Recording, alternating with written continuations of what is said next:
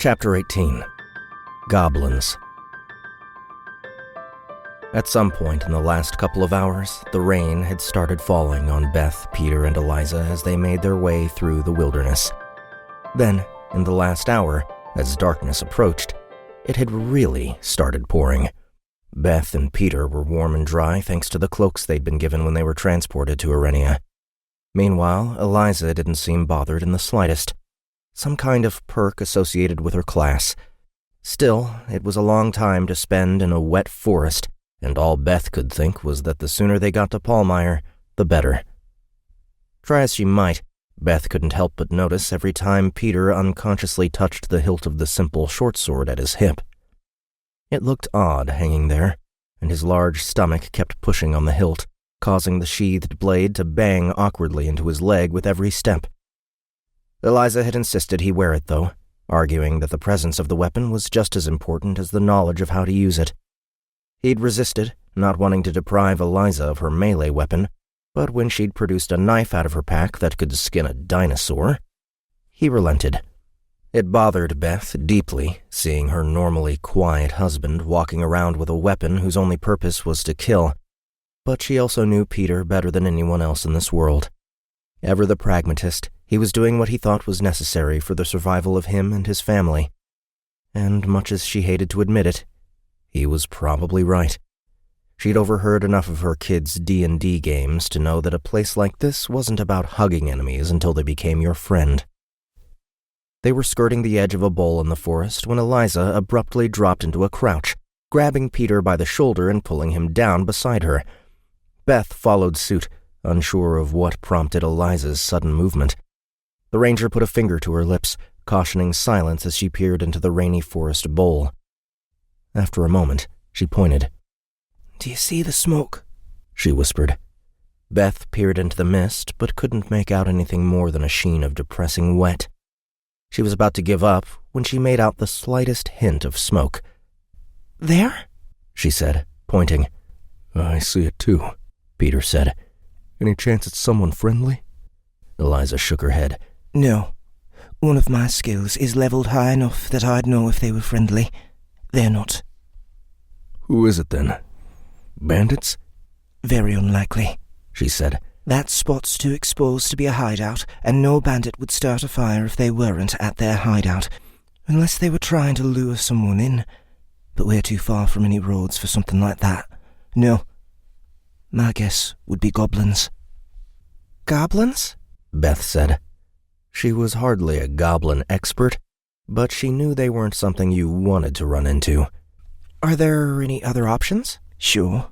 But in this stretch of forest, it's either goblins or shadow beasts, and it's certainly not shadow beasts."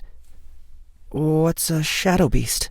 "Savage, ape-like creatures, about 4 feet tall with wicked claws. There are rumours of larger ones deep in the forests to the east, but that seems far-fetched to me." "How do you know it's not these shadow beasts?" Peter asked. Eliza looked him over. "You dead yet?" No?" She nodded. "That's how you know it's not shadow beasts." "What do we do?" Beth said. Eliza looked around, then back the way they came. She counted the arrows in her quiver. There were only 7 left, but she nodded anyway.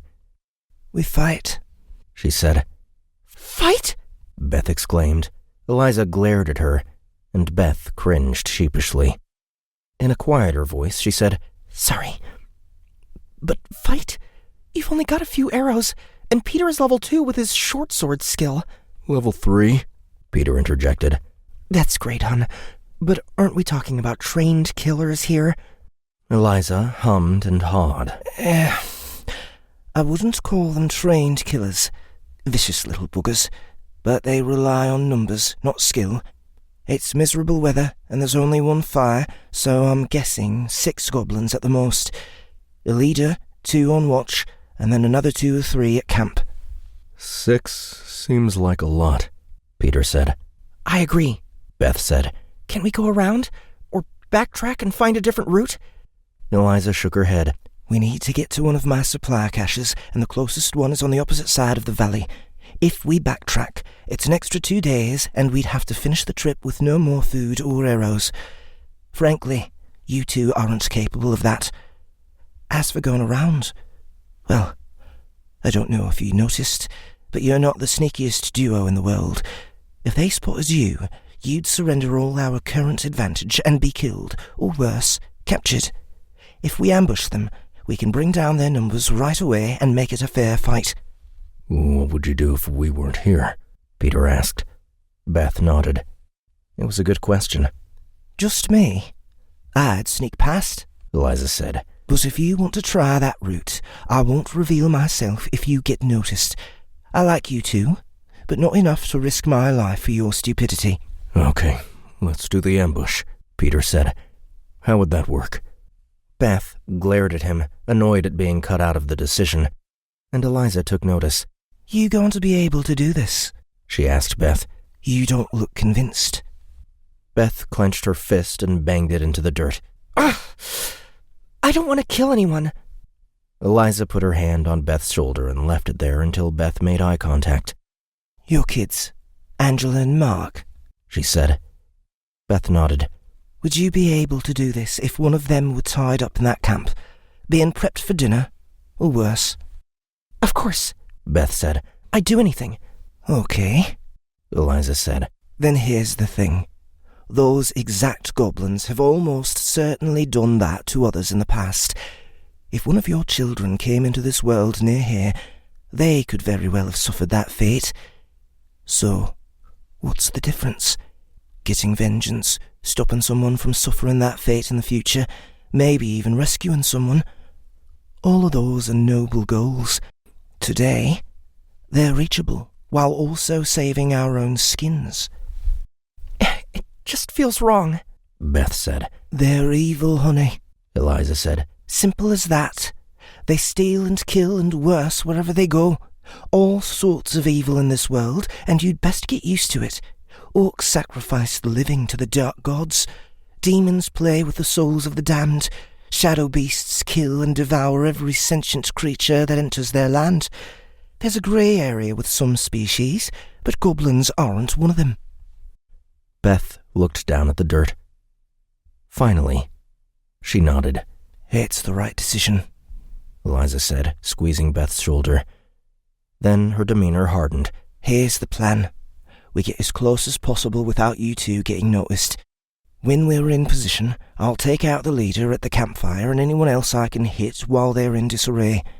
Meanwhile, when the sentries are distracted by the commotion, Beth throws rocks at one of them. When it comes after her, Peter takes it out. I'm bait? That's my contribution? Beth said incredulously. Eliza sighed. I can't have you in a position where you might freeze if you have to kill one of those things. Can you promise me that won't happen? If so, I'll change the plan. Beth gritted her teeth. It wasn't the noblest of roles, but she saw the truth of Eliza's words. You're right. I can't believe I'm saying this, but let's go goblin fishing. 15 minutes later, Peter and Beth were slowly making their way through the dark woods, doing their best not to alert the goblins to their approach. A page appeared briefly in the corner of Peter's vision, but he paid it little attention. Stealth skill increased to level 2. Tier 0. Shh, be very, very quiet. We're hunting goblins. 50 XP earned. They needed to get close enough for Peter to hide somewhere that he could ambush the goblin when it chased down Beth. Fortunately, the falling rain didn't just dampen sound and vision, it also dampened the motivation of the goblin who was ostensibly keeping watch. If it were being vigilant, they would probably have been spotted long ago. Instead, it kept glancing longingly towards the warm fire, ruining its night vision and proving that Peter's luck stat wasn't just for show. The goblin itself was... well, it was a goblin. Green, maybe 4 feet tall, with 2 long pointed ears that stood straight out sideways from its head, one of which had several earrings and odd notches cut into it. Its mouth was full of sharp teeth, and it was dressed in leather armor that consisted of pants, a coat, and a small skull cap. It was also barefoot and carried a spear around a foot longer than its height. Peter couldn't stop asking himself whether it was odder that he was about to try and kill this thing, or that he felt completely ambivalent about that fact. Why did he have no qualms about ending the goblin's life? Was that something to do with Arenia itself? Or was it a sign of something about Peter? Either way, he didn't want to dwell on it at the moment. There would be time for introspection later. Right now, there was a job to do. When they were comfortable that they could get no closer, they settled in to wait for Eliza's assault to begin. The urge to watch what happened was nearly overwhelming, but Eliza had been emphatic that they needed to keep their eyes off the bright fire. That was part of the reason Peter had selected a large hemlock tree to hide behind. With no line of sight to the campfire, he could focus on listening for the attack and resist the temptation to look. Minutes ticked by, and soon Peter's mind was playing tricks on him. Was that the cracking fire he heard, or the sentry coming to investigate them? Had Eliza slipped away and abandoned them? What if there was another patrol of goblins about to show up? Round and round his mind spun, the weight becoming more excruciating with each passing second.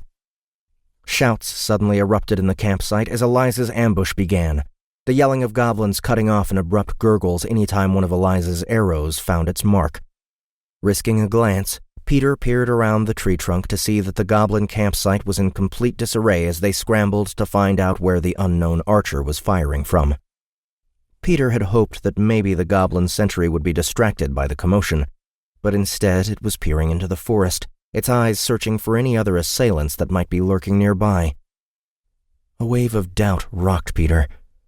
What the hell was he doing here? He was a 44-year-old, overweight, untrained accountant, for God's sake. Now he was standing in the rain with a sword in his hand, about to try and kill some fantasy creature that would slaughter him without a second thought? This was insane. Hey, ugly! Beth shouted as she stepped out from behind the tree, her voice cutting through the rain as she threw a rock at the goblin, pinging it harmlessly off the creature's leather jerkin. The eyes of both Peter and the goblin snapped over to her.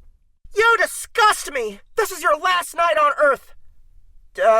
Arenia, did you know that? The goblin didn't seem to be taking the bait, and Peter started to feel ill. Was he going to have to charge after the thing? Maybe he should try sneaking around it now that it was somewhat distracted. He could see the concern on Beth's face as her taunts failed to make an impression, but then something seemed to occur to her and she tried a different tack. Actually, now that I can see you a bit better, you're not so bad looking after all. Bit of a pretty boy, though, aren't you? Must spend a lot of time getting ready in the morning. I doubt the other goblins are too happy about that. We're heading out on the raid, they say. No, Grog is still doing his routine. Gotta get annoying after a while. I mean, how long does it take to do those nails? Don't get me wrong, it's all okay with me. Who cares that your appearance is more important to you than your ability to fight? That did it. Even though the goblin probably didn't understand half of what Beth said, it understood enough to get mad and charge after her. Beth turned and ran, just as they had planned. But the goblin didn't respond in the way they had expected. Instead of chasing her down, the creature took a single crow hop and hurled its spear at Beth's retreating form. The poetic thing would be to say that the world slowed down as Peter watched the situation play out, where 100 different thoughts ran through his head about what Beth meant to him. But that's not what happened. There was no great ceremony to the moment, no calling down of the heavens to witness the spear's course. Instead, it simply flew through the air and embedded itself in Beth's back. She didn't even raise her hands as she collapsed to the ground. A tangible, black rage engulfed Peter. His sense of fear and loss was washed aside, replaced with the singular focus of killing the goblin who had dared attack his wife.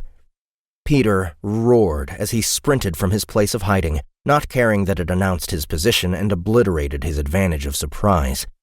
The goblin reacted with shock at Peter's sudden appearance, but quickly drew a dagger in response. It showed no concern over the feral hatred in Peter's eyes, even having the audacity to grin when Peter arrived and swung his sword at the goblin in a great overhead chop. It was almost comical, the ease with which the goblin parried aside his clumsy blow, causing him to stumble off balance. The motion brought Peter's head down towards the goblins, and the creature took advantage by smashing its forehead into Peter's face, the loud squelching noise and shock of his nose being crushed causing Peter to stumble to the ground. Wasting no time, the goblin stabbed its knife down towards Peter's chest, intent on finishing the fight quickly. Peter knew what was coming and responded with wild, unskilled swings that caused the goblin to back away from Peter's prone form before coming in with a different attack. Peter tried his defense again, but this time the goblin's attack was a feint. In a flash, the veteran goblin slammed Peter's short sword to the ground and stomped on the blade, pinning it to the forest floor. With his weapon now trapped, the goblin again tried to stab Peter, but he reacted instinctively, bringing up his left arm to block the attack.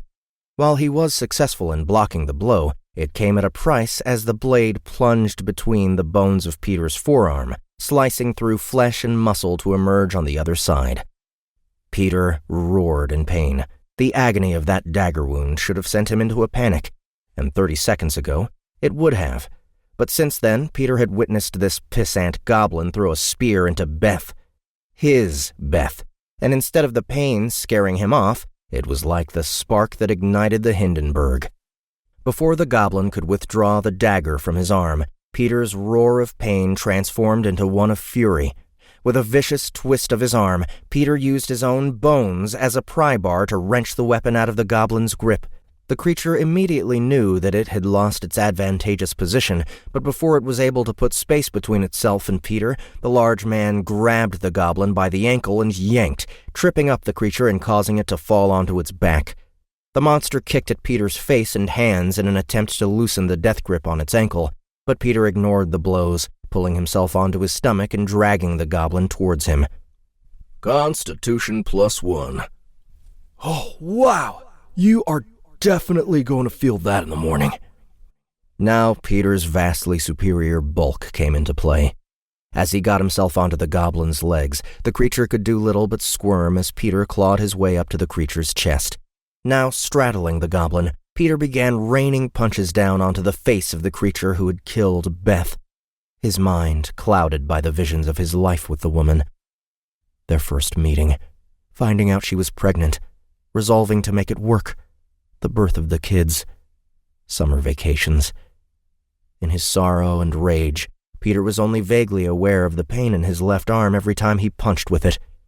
New fighting style learned. Brawling. Skill level 11. Tier 1. Okay. Clearly, you had a rougher childhood than your son. Tier 1 bonus. Reduced chance of knuckle damage. Since this skill predates your arrival in Arenia, it has been set at a level commensurate with the practical ability you already possess. 650 XP earned. Cumulative. At some point, the goblin got hold of the dagger still lodged in Peter's arm, but Peter put a quick end to that by biting the goblin's hand until it let go.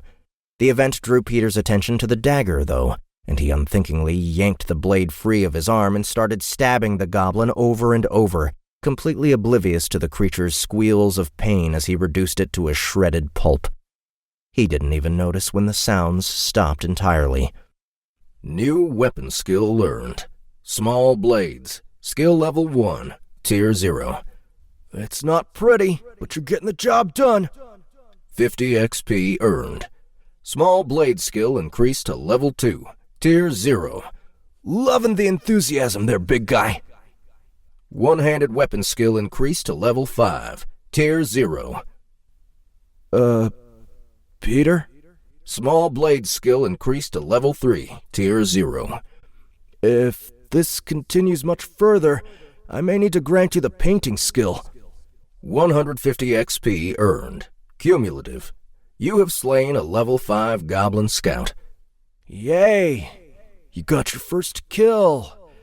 And I got a story to share with my therapist. 300 XP earned. How long Peter stabbed the goblin? He couldn't say. Eventually, an iron grip clamped around his wrist, easily stopping his assault. Peter looked up with wild eyes, only to discover Eliza looming over him. "Peter!" she shouted. "You need to stop mangling that corpse and help me if you want Beth to live." She's alive? Peter said, his brain reluctantly coming back to reality. "Not for much longer if we don't hurry. I need your help." Right, Peter said, the battle fog slowly lifting. right. What do you need me to do? "Get to the goblin camp and gather every spear you can find, then bring them to me." There was no need to respond. Peter leapt off the goblin's corpse and sprinted into the camp. All the goblins were dead. There were only 3 corpses, one of whom was much bigger than the others. It had an arrow clean through its skull.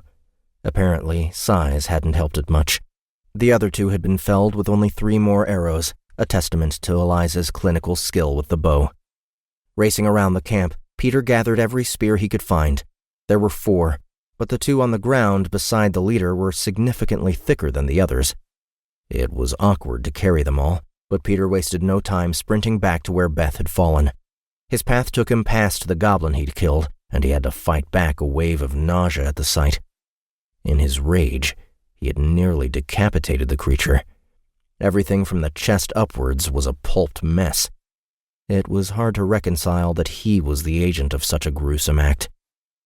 When Peter reached his fallen wife, he saw that Eliza had hacked the spear off in Beth's back, leaving only a nub that projected out by a hand's length. She had also stacked a bunch of hemlock boughs next to her for some reason. "Good," Eliza said when Peter returned. "Take the skinnier spears and snap them in thirds." Without watching to see if Peter understood, she took the larger spears and lay them on the ground about 1/2 meter apart, crossing them at one end so that they ended up looking like a V with nubs at the bottom. Then she grabbed the longest broken piece of spear Peter had created. He'd needed to break them with his foot against a log, and laid it near the widest part of the V. Grabbing a ball of twine from her pack, Eliza quickly began to lash the wood together. Her hands moved with such expertise and precision that Peter even got a skill notification and, to his surprise, a boost in renown. New general skill learned. Rope use. Skill level 8. Tier 0. Howdy, partner. Y'all done some farm work. Maybe you can wrangle up a new filly if this one don't pull through. Too soon? Since this skill predates your arrival in Arenia, it has been set at a level commensurate with the practical ability you already possess. 400 XP earned. Cumulative. Renown level up.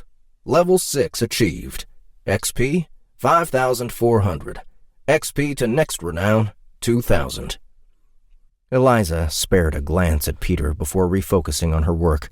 "This will go faster if I do it," she said. "If you want to help, go cut the right ear off each of the goblins, the one with notches in it. Make sure you get them all. There was a second sentry in the woods just north of camp." "Bounties?" Peter said, incredulous that she could think of money at a time like this. "Something like that." But "Are you going to listen to the woman who's trying to save your wife's life or not?" Eliza snapped.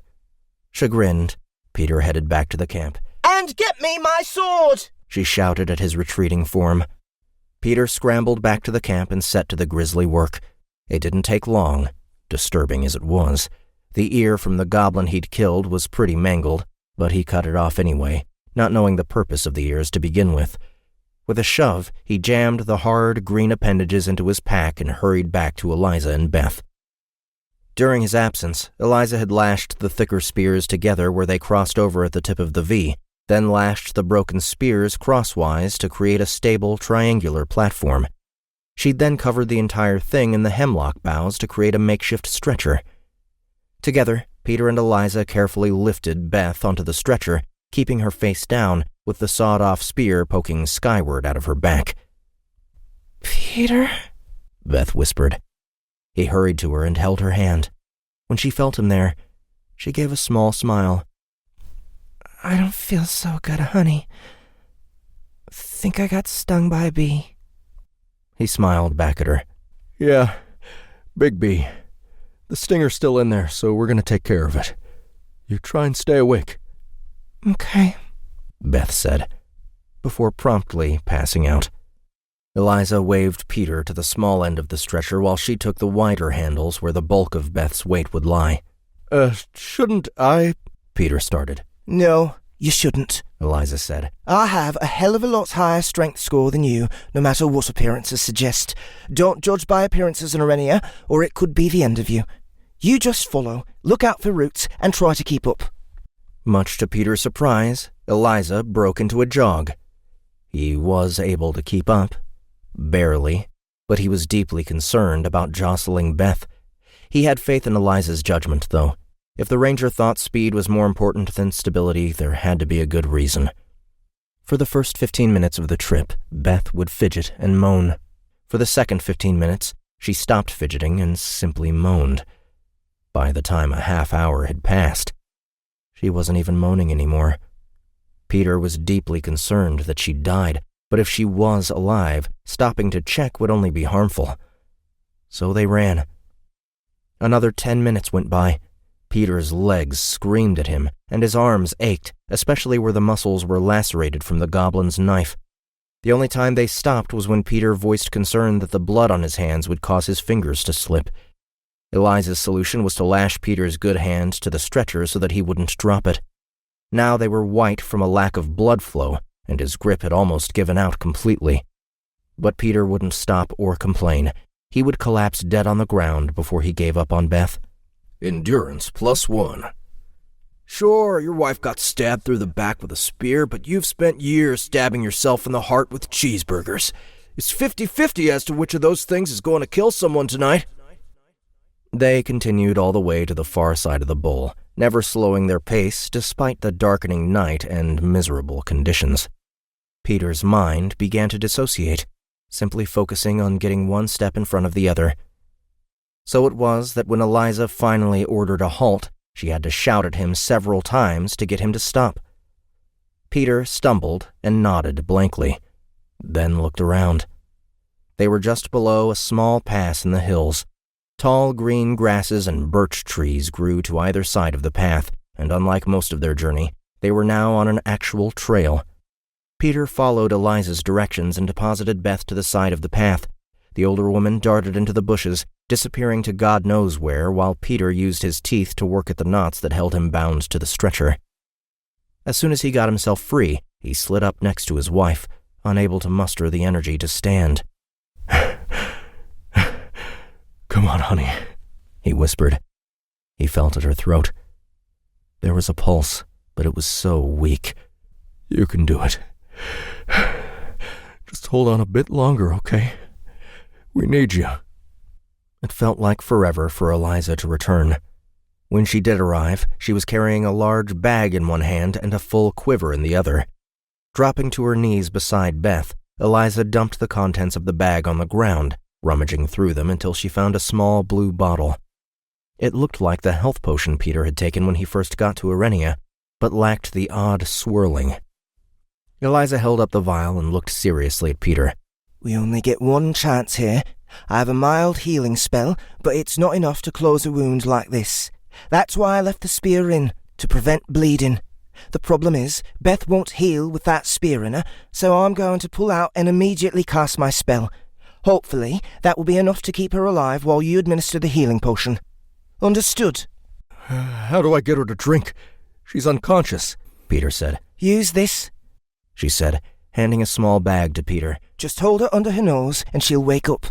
Peter looked at the bag and took a whiff, reeling back immediately. Ooh, smelling salts. Got it. Salt? Why would someone... Never mind, Eliza said. On the count of 3. 1, 2, 3! Eliza yanked the spear out of Beth's back and immediately mumbled something under her breath, a soft golden glow emanating from her hand and sinking into Beth's torn flesh. As soon as the spell went to work, Beth's eyebrows pulled together and she started mumbling something. But Peter shoved the smelling salts under her nose, snapping her eyes fully open. What? Beth whispered, looking at Peter. Then her eyes widened. Oh, God. It hurts. Drink, Peter said, shoving the potion against her lips. Beth tried to pull away, but Peter was insistent. Drink! It's a health potion, just like when I nearly died. Please, you have to drink it." The words somehow seeped through Beth's fading consciousness, and she allowed him to feed her the potion. Peter tilted it back, resisting the urge to dump it all into her mouth immediately, knowing that would only result in her spitting it out. When the potion was fully consumed, Peter lay her head back down on the dirt, watching her eyes close as she returned to sleep. "Did it work?" Peter asked.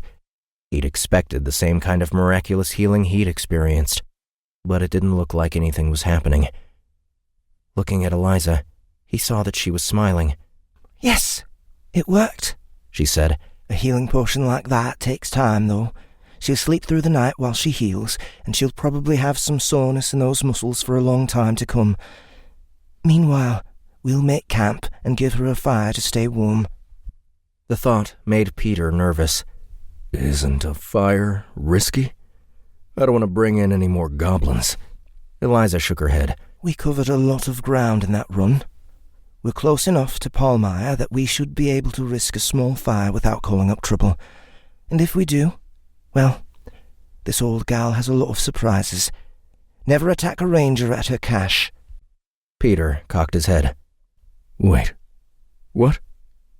We're close to Palmyre?" Eliza grinned. "Yep. If you climb to the top of the pass there, you'd be able to see the lights from here." It was an enticing prospect, even with the ragged state Peter was in. But he shook his head. "No, I don't think so." He picked up Beth's hand and held it. "I think I'll wait to see it with my wife."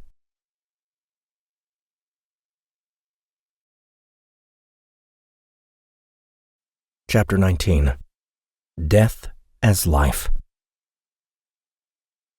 In the 2 days since Jack arrived at the Chiandir village, he hadn't been left alone for an instant. Hell, he didn't even get to leave the hut unless it was for communal meals or to relieve himself. Then, only moments ago, ominous drums had begun booming through the treetops. As soon as they sounded, Canis bolted out of the room with nothing more than a command that Jack wasn't to leave the hut on pain of death. Which was fine by Jack. What he wanted to do didn't require leaving the hut. As soon as Canis was gone, Jack called up his tome and grabbed the old diary out of midair. Something weird was going on, and best he could tell, this book was his only chance at discovering what it was. It only took a moment for Jack to see that a whole bunch of pages had been added to his tome, most of which were nothing more than a bunch of numbers that made no sense. He ignored those. Then his eye fell on a tab labeled Abilities. It seemed somewhat promising, so he opened the section and read its contents. Abilities. You walk in the shadow of death. Temporary abilities gained. Any last words? Temporary. Death comes for us all. Upon witnessing the death of a sentient creature according to its own cultural beliefs as a direct consequence of the creature's personal choice or through natural causes, you gain fluency in that creature's primary language. This does not allow you to utilize languages where your biology prevents you from speaking or understanding the language learned. Speak with the dying. Temporary. Your proximity to death allows you to commune with a dying creature, even if they are unconscious. When using Speak with the Dying, you are considered fluent in that creature's language. Biological limitations do not apply. Target must be fluent in at least one language. Deus Ex Machina. A one-time boon granted by Werner as compensation for that dumbass Carl screw-up when you were sent to Arenia. Werner will decide what it looks like when she finally gets through all this Carl-induced paperwork. Gods. Werner hates Carl almost as much as she hates writing about herself in the third person. Threat assessment. The constant grind of war has given you the ability to deduce information about hostile targets and their potential weaknesses. Requirement. Minimum 300 days of military service in combat conditions. Jack stared at the book. What the hell is this crap? Walk in the shadow of death? Was he mid-heart attack when they brought him to this place or something? That didn't seem right. The abilities were labeled as temporary, after all. But if they were temporary, what was the trigger that would make them go away? They seemed handy, if a bit weird. Well, maybe not that last one. If it was referring to that fake war movie blather he'd gotten with the coyote, he could do without it. Something strange was going on. From where Jack was sitting, he could see no tie between the temporary abilities and that deal he'd made with the lawyer. There had to be something else at play. Unless this was the compensation that space lady mentioned? If so, it was a pretty raw deal to only get something temporary. Footsteps sounded on the walkway outside Canis's hut, and Jack dismissed his tome just as Queso stepped through the curtained doorway. "Come with me," she said. Jack got to his feet and followed the Chiandir elder outside. It was raining, but the weather didn't seem to bother her, nor did Jack let it bother him. The elder led him into the tree's highest reaches, their path taking them across several rope bridges that she traversed with a fluidity that exceeded even the nimblest of scouts. She didn't wait for Jack on the other side, either, but she did slow her pace to ensure that he didn't lose her on the way. The general message was clear, though. Hurry your ass up. There was no talking, as Queso led Jack across the village in a no-nonsense, direct path to their destination, with only one curious deviation. That happened when they passed a large platform that was ingeniously suspended between several trees.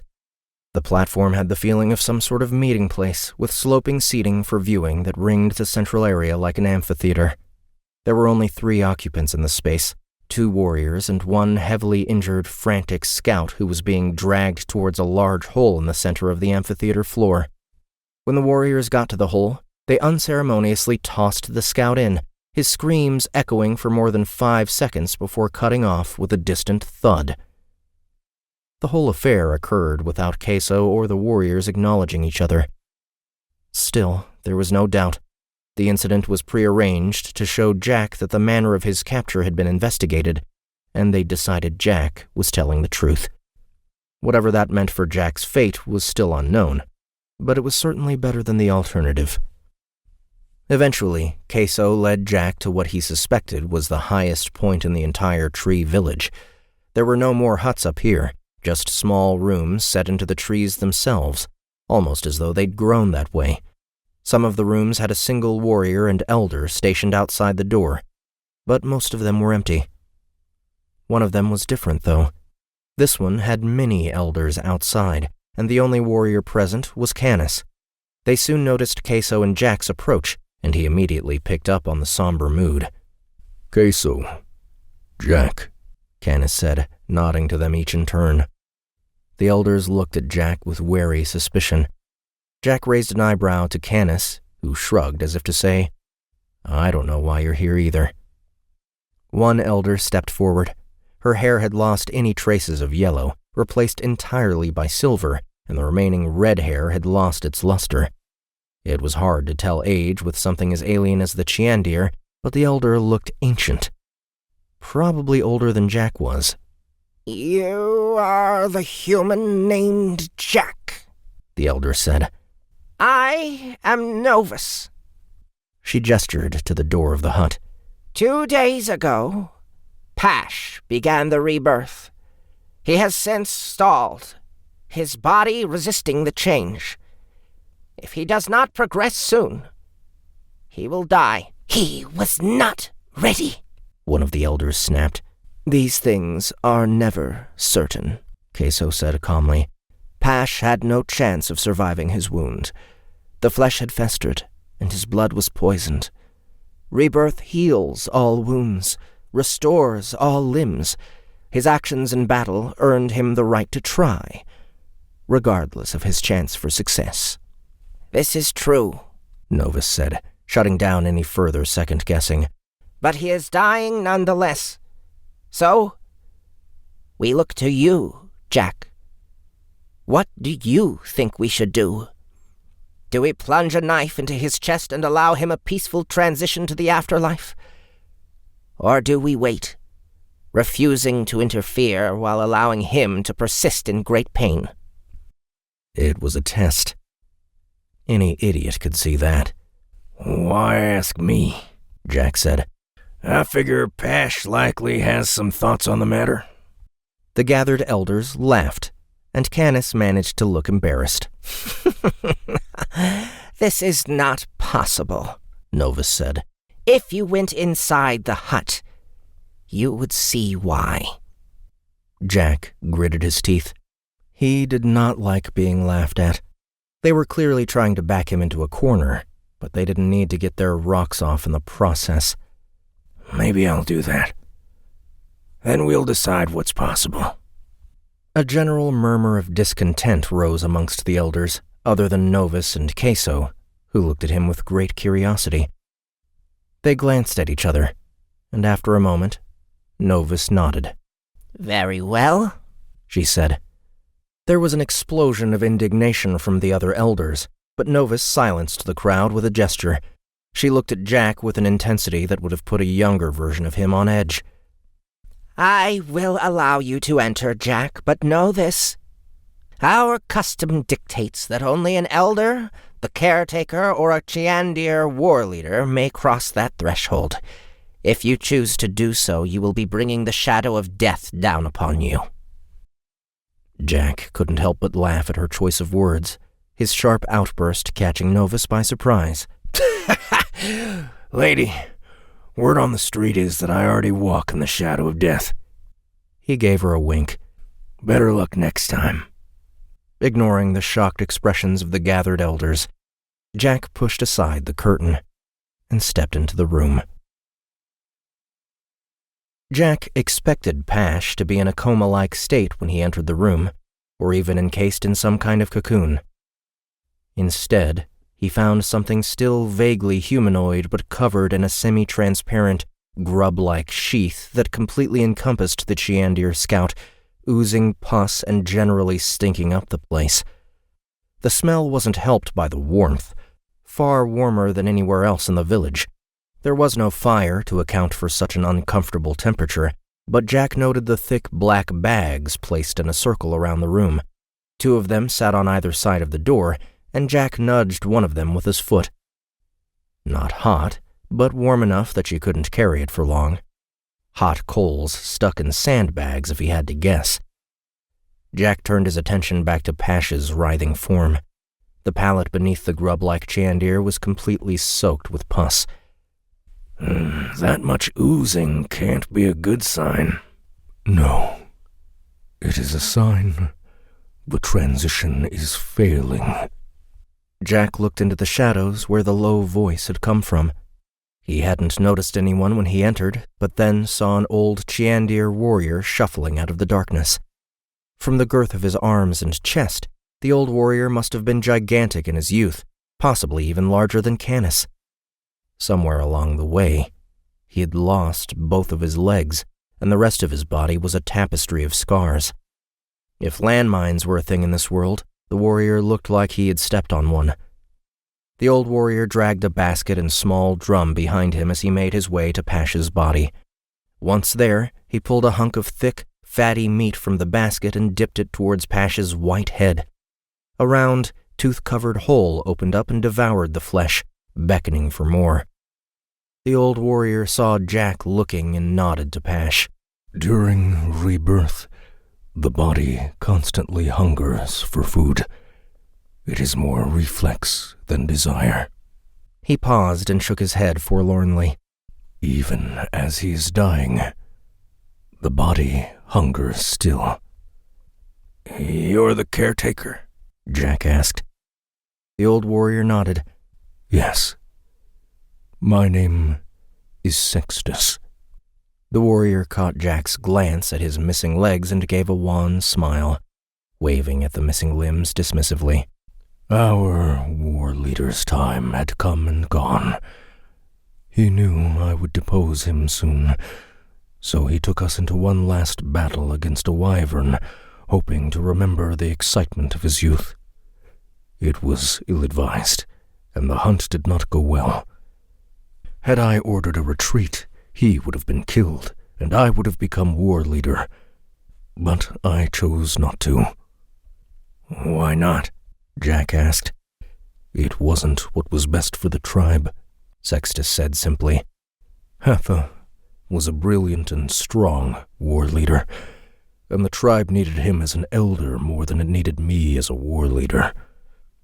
So I charged the wyvern while one of my fellow warriors ordered the retreat, taking Hatha with them.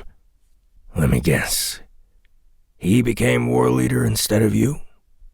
Sextus laughed, large canines flashing. It was our way. I bore him no ill will, mind you. My only goal was to allow Hatha's escape. I certainly did not expect to kill the beast, but when the new war leader returned hours later to recover my body, they discovered the wyvern dead, and me not far behind.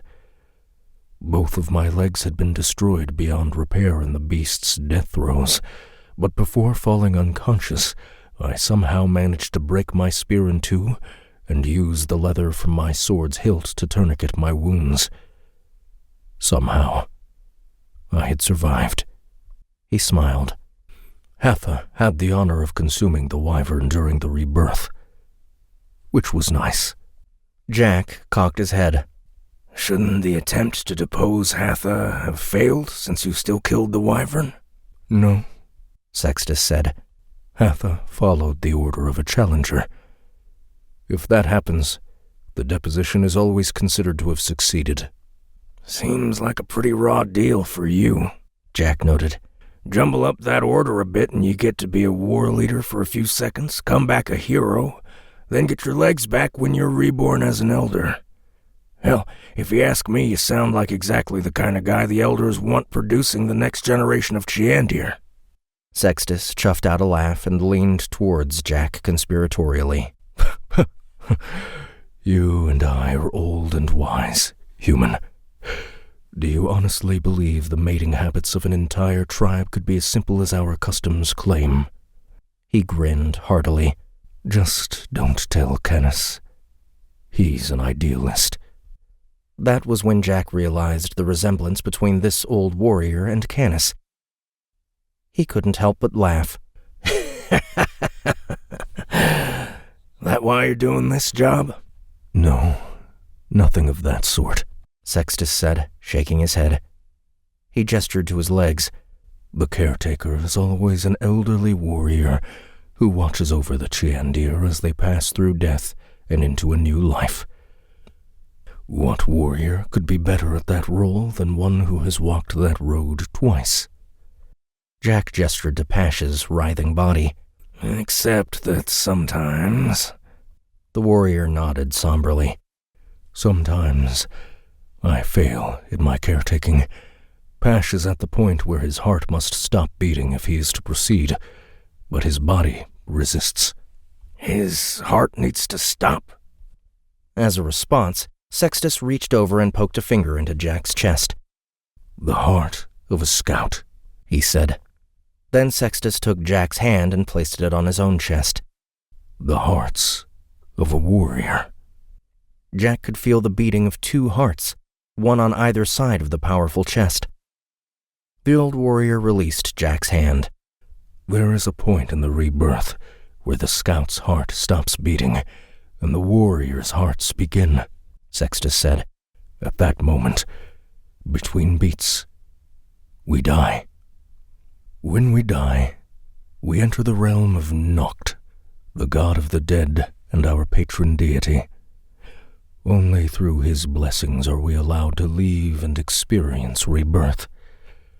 In doing so, we grow stronger as a people. Sextus placed one palm on the slick surface of Pash's bloated form. Sometimes, the scout's heart does not stop beating. It lingers, and with each beat, the chance of returning from Noct's realm diminishes. I fear that is what is happening to Pash. It is too bad. Pash was a strong scout, and as a warrior he may have risen high. Now we will never know. Jack watched Sextus's face as he spoke, reading the compassion this old warrior held for a fallen comrade. While Jack could sympathize with Canis's role based on his own experiences during the war, and understood the elder's place in the tribe from a logical standpoint, this old warrior was the first Arenian Jack had met who felt like a peer. If for that reason only. Jack wanted to help Pash. You seem like a good man, Sextus. I'm sorry your boy here ain't doing so well, Jack said. From what you say, it sounds like he was a good lad when he wasn't trying to kill me. Sextus smiled. That said, Jack continued speculatively, why don't we chalk that up to a misunderstanding and see if I can't help out? I don't understand. Can't rightly say I do either, but it seems I've got a couple tricks up my sleeve. It'd be a shame not to at least give them a shot. You have tricks in your sleeve? Sextus asked, confused. Jack's eyebrows pinched together. Yeah, guess that wouldn't make sense. Doesn't matter. Shuffle over. I'm gonna try something. Sextus reluctantly moved off to the side, his robust frame and long arms allowing him to walk on his hands with ease. Positioning himself at the top of Pash's head, Jack sat down cross-legged. It was still a marvel that he could contort his body in such a way, and placed a hand on either side of the scout's head. The thick, translucent skin was rubbery, not to mention slippery thanks to the mucus oozing from cracks in the flesh. It was empirically disgusting. But Jack had held worse things in his hands during his life. All right, how do I do this? Fortunately, it wasn't the first time Jack needed to teach himself how to do something without the benefit of a manual. It's not like they had the internet in 1952. So he did what he always did. Try, fail, learn, and repeat until successful. You there, kid? Jack said. Not sure how you're supposed to answer me with just that meat hole you got there. He looked at Sextus. Can he talk? He can't even chew, Sextus said, looking extremely skeptical. Are you sure you know what you're doing? Does it look like I do? Jack said. It does not. Well, there you go. Answering your own question. Jack frowned at Pash's writhing form. Then something occurred to him, and he produced his tome again to double-check the description of his Speak with the Dying ability. Yep, there it was. Allows you to commune with a dying creature even if they are unconscious. Apparently, this was not going to be a normal conversation. Jack closed his eyes and focused his mind on Pash. Where are you, kid? You're just about at death's door, and I need to talk to you. Even with his eyes closed, Jack could feel a change in the sensation across his skin. It was cool, like a foggy morning by the ocean, and with the same feeling of ambiguity, where you never knew if the fog was going to burn off or thicken into a full-on storm. Opening his eyes, Jack found he was no longer in the hut. Instead, he was sitting in some kind of twilight mistscape. It obscured his vision somewhat, but not so severely that he couldn't see a reasonable distance through the mist. He shook his head in annoyance. Really? I gotta deal with some kind of bullcrap dream world? Impatient to get the whole experience over with, Jack stood up and looked around for Pash. Sure enough, the young scout was sitting on the ground nearby, staring at a simple arch made of black stone. Within the arch, the mists seemed to pull together and thicken until they formed an opaque wall. Jack walked over and nudged the Cheandir with his foot. Just what the hell are you waiting for, boy? The scout scrambled away in terror at Jack's unexpected appearance, his expression turning to one of confusion when he realized who was standing there. Human, why are you here? Are you a dream, come to torment me for my failure? Pash said. I'm not a dream, but I'm open to tormenting you for your failure, Jack said. Just go through the dang arch. I've been in this place for a hot second, and I already know that's what you need to do. Pash shook his head. It is not so simple. Through that arch lies death. What if my rebirth is not successful? You were there when Elder Queso agreed to my war leader's request. She did not think I was ready. It was written in her eyes. If I walk through that gate, I will die. Ain't that the point? I mean that I will die forever. It was all Jack could do not to shake the young scout. He wanted to shout at him that he was clearly going to die unless he did something, so why just sit there? The kid had even acknowledged that the only reason he was being allowed to try the rebirth was because he had been so heavily wounded that it was his only chance at survival. But Jack restrained himself. This was life and death, not logic. Logic in the face of death was easy when it was someone else's life you were talking about. But when it was your own? No. The kid was paralyzed by fear, and logic had left the building. It was a condition Jack knew all too well. Crap, Jack muttered under his breath. He knew what he had to do, but it sure as hell wasn't going to be easy. Jack walked over to Pash and sat beside him. The scout was once again facing the stone arch, so Jack watched it with him. There was a war where I'm from, Jack said. A bad one. They called it a world war. Can you imagine that? Practically the entire planet fighting each other at once. Pash shook his head. Well, that's what happened, Jack said. I signed up to fight for the good guys. Barely more than a child. The war had already been going on for a while, but my country was just starting into it, and I enlisted in time for D-Day. That was a hell of a show. We attacked from the water, the beaches exploding all around us. I thought we were dead when our way out of there was blocked by artillery fire, but some of the airborne guys took out the guns, and we made it off that sandy strip of hell alive. Through the whole thing, I never hesitated. Me and my buddy Barty even took out a machine gun position together. Got ourselves a medal in the process. If you'd asked anyone, they'd have told you I was a hell of a fighter. He nodded at Pash. The same kind of thing they say about you. Pash bared his teeth briefly in acknowledgement of the compliment. Jack continued. That wasn't the last battle. Not by a long shot. Things were going pretty well, though, and we picked up a good string of victories. Then came the Battle of the Bulge. Even now, after all these years, Jack shook as tears welled up in his eyes. Damned well-aged trait. Some memories get buried for a reason. He took a breath and composed himself. It was hell. Do you have hell here? I don't know what you speak of, Pash said.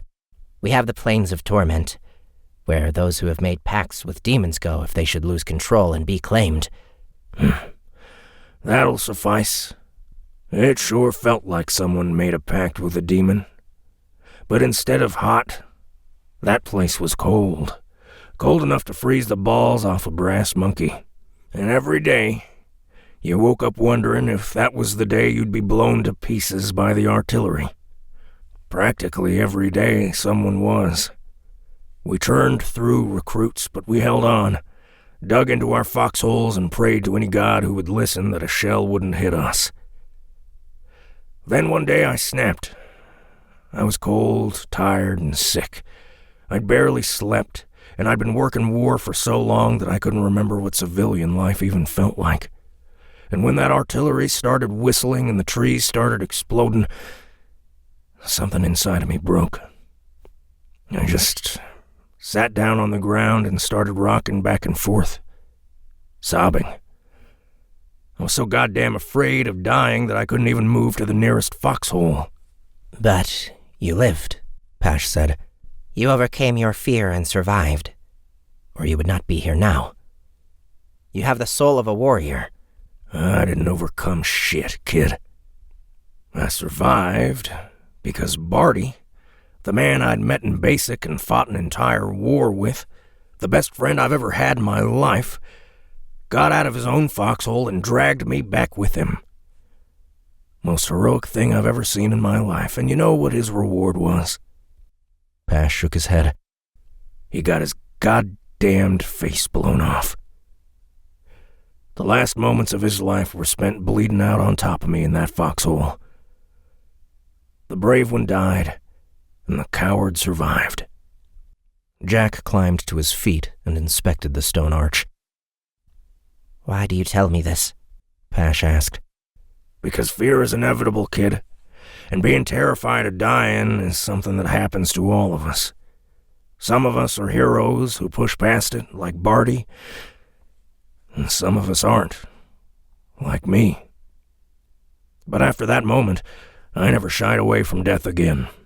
It wasn't an homage to Barty or anything ridiculous like that. It was just that I'd realized life isn't fair. You can be terrified or you can be heroic. You can be a good mother or you can be a bad one. But that's got nothing to do with dying. I cried in the snow in our den and lived. My wife was the greatest woman in the world. Got cancer and died. So, making a decision based on fear stopped mattering to me. I just saw what needed to get done and did it. Whether that was taking out a German sniper or raising a daughter alone. Jack waved at the stone arch. I get that you're terrified of this thing, kid. I really do. And that terror is real because you don't want to die. None of us do. But you're laboring under the delusion that you have a choice. You don't. Walk through that arch, and you'll either die or you won't. And sure, be terrified when you do it because it doesn't matter if you're brave or scared or ambivalent or whatever. All that matters is getting the job done. Hell, most of life is about getting the job done and not how you feel when you're doing it. Speaking of which, I'm pretty sure my own job is done. Hope we meet again. Then Jack stepped through the arch. There was a moment of disorientation, followed by a jerking sensation that made Jack feel as though he were being dragged upwards at rapid speed. When his eyes snapped open, he was back in the room with Sextus. "What did you do?" the old warrior asked. "You closed your eyes and have not moved for nearly an hour."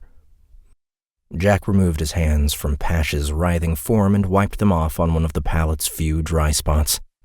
I had a chat with the kid. Whether it helps is up to him.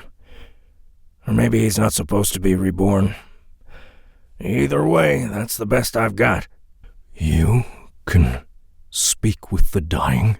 Sextus said, his eyes going wide. "I thought only the priests of Noct could do such a thing, and it has been generations since one last visited us." Jack shrugged. No idea why I can do it. There's not a hell of a lot I do understand about this place. The grub-like form of Pash suddenly arched its back, nearly falling off the pallet until Sextus raced forward and stabilized him. Then the scout's body went slack, lying totally still. Sextus put his ear to Pash's chest, his eyes narrowing. "The scout heart slows," he said. "Its beats are fading. Soon, we will know if he survives." The caretaker slid the drum next to him and withdrew a mallet from his jacket. He beat on the drum loudly, mirroring the rhythm of Pash's heart. Jack knew that those on the walkway outside were listening to the rhythm in tense anticipation. Jack wandered over to the woody wall of the hut and leaned against it, his arms crossed as he awaited the verdict. He was rooting for the young scout to survive. But if not, such was life. Jack had done his best. "Soon," Sextus said. His rhythmic beating of the drum slowed, its sound fading into weaker notes until finally, it stopped altogether. A deep silence settled over the room. No noise filtered in from outside as those gathered on the walkway held their breaths in anticipation. Nearly 5 seconds of uninterrupted silence passed, and Jack could see the worry on Sextus's face. Then the old warrior's face split into a toothy grin, and he erupted in a complex pounding of the drum that sent the rhythm of the warrior's dual hearts reverberating out of the room. Outside on the walkway there was an eruption of hooting noises and the sound of at least one chest being beaten, followed by one of the elders calling out to the village that a new warrior had been born. That announcement was met by fainter cheers that were only audible when the curtain was pushed aside by Novus and 2 younger elders who carried drums of their own. They knelt on either side of Pash, each one placing a hand on his chest as they seamlessly took over Sextus's rhythmic pounding. The old warrior immediately scooted back to Pash's head and grabbed his basket of meat, shoveling hunks of flesh into Pash's ravenous, toothy mouth. Novus looked at Jack and bared her teeth in a Chiandir smile. You are fortunate that Pash survived, human Jack. If he hadn't, your death would be a certainty. Now there will at least be a discussion on the matter. There is no fortune in the matter, Elder Novus, Sextus said, not looking up from his duties. We both know Pash was lost to us, but Jack spoke with the dying. Whatever was said between them brought Pash through Nox's domain and back to us. The elder's head whipped over to Jack. You can speak with the dying? Apparently, Jack said, shrugging. But that means... She got a horrified look, and the hair around her head flashed in a wild movement of color. Forgive me. We had no idea you were a priest of Noct. Whoa! Hang on now, Jack said, holding up his hands. When I look at my diary, that tome thingy, it says the ability is temporary. I don't want to misrepresent myself. It does not matter. You are someone who has caught the attention of Noct. She shook her head. We must think on this. Will you stay with us for at least one more night? Does that mean I'm not a prisoner anymore? Of course you are not, Novus said. We cannot risk running afoul of Noct. He means everything to us. Whatever path you are walking, we will not stand in your way. Jack considered her offer. Given the nature of Arenia, he was hardly at greater risk in the village than he was wandering the wilds. Sure, he needed to find his way to Palmyre, but maybe the Chiandir could help with that if he hung around for another day. All right, I'll stay for a night, he said. Excellent, Novus said, nodding slightly. Until tomorrow, then. With that, she swept out of the room. Jack looked back down at Pash, then over to Sextus. The old warrior was grinning at him.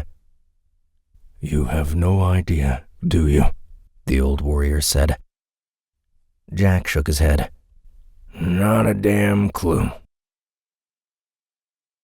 Every goddamned minute of Angela's life was a miserable, wet, sloppy, cold mess. Angela chattered, shivering as she stumbled over a root. She couldn't even swear. The words wouldn't squeeze past her blue lips. Cold. So cold. Why are you so cold, Angela? Maybe because it never stops raining. Can you dry off when it's raining? No, you can't. She squeezed her eyes shut for a moment as she shuddered. Where is that river? She'd been forced away from it when the bank got too steep. But now, 6 hours later, she couldn't find it. Oh, come on! She shouted. It's a river! A river! How do you lose a river? Limping over to a moss-covered rock, Angela sat down with a groan. She gingerly took off her soaked shoe to inspect her foot. Not surprisingly, it was a blistered mess. She desperately wanted to cast her one heal spell, but if the last week had taught her anything, it was that she needed to save that spell for all of the horrific, life-threatening injuries she was bound to receive. You know, the ones that happened basically every day. She'd been injured so many times she couldn't even keep track of it all. A stone slab appeared, dropping into her lap with a thud. Ugh! She grunted. Why the hell had this thing appeared? Looking at the contents, she discovered that it was a list of all her injuries to date. Seriously? Someone is keeping track of my misery? Fuck you very much, Arenia. Still, she felt compelled to look it over. Appendix A. Injuries to date. Total. 18 concussions, head. 3 broken skulls, head. 2 broken jaws, head.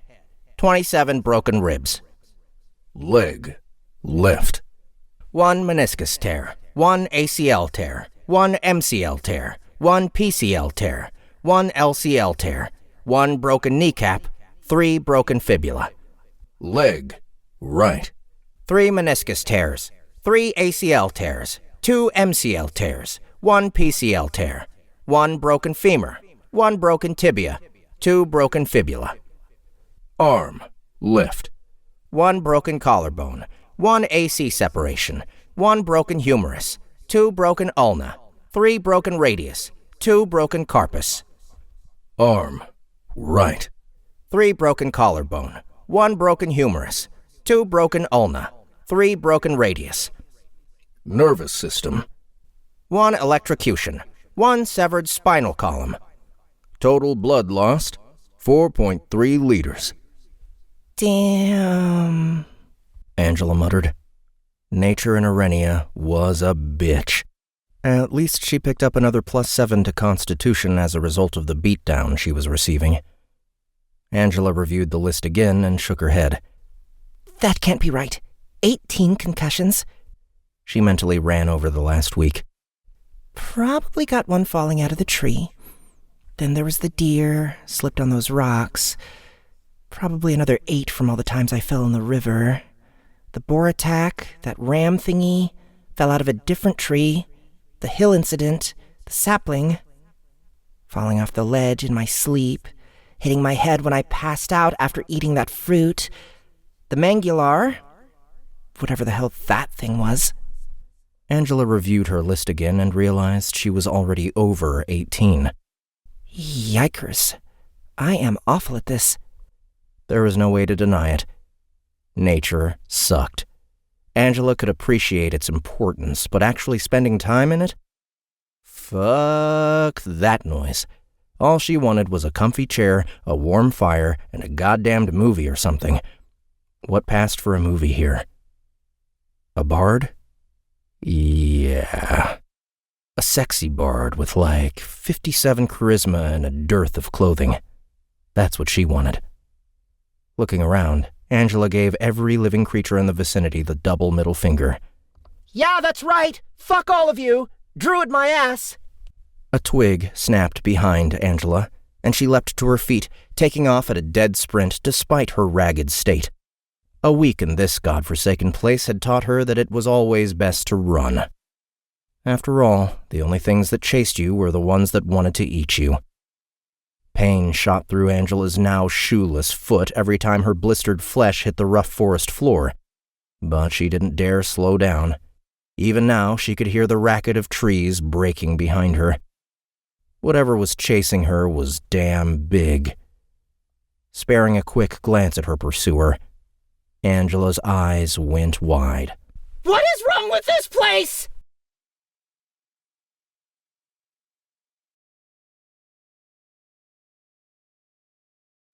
Chapter 20.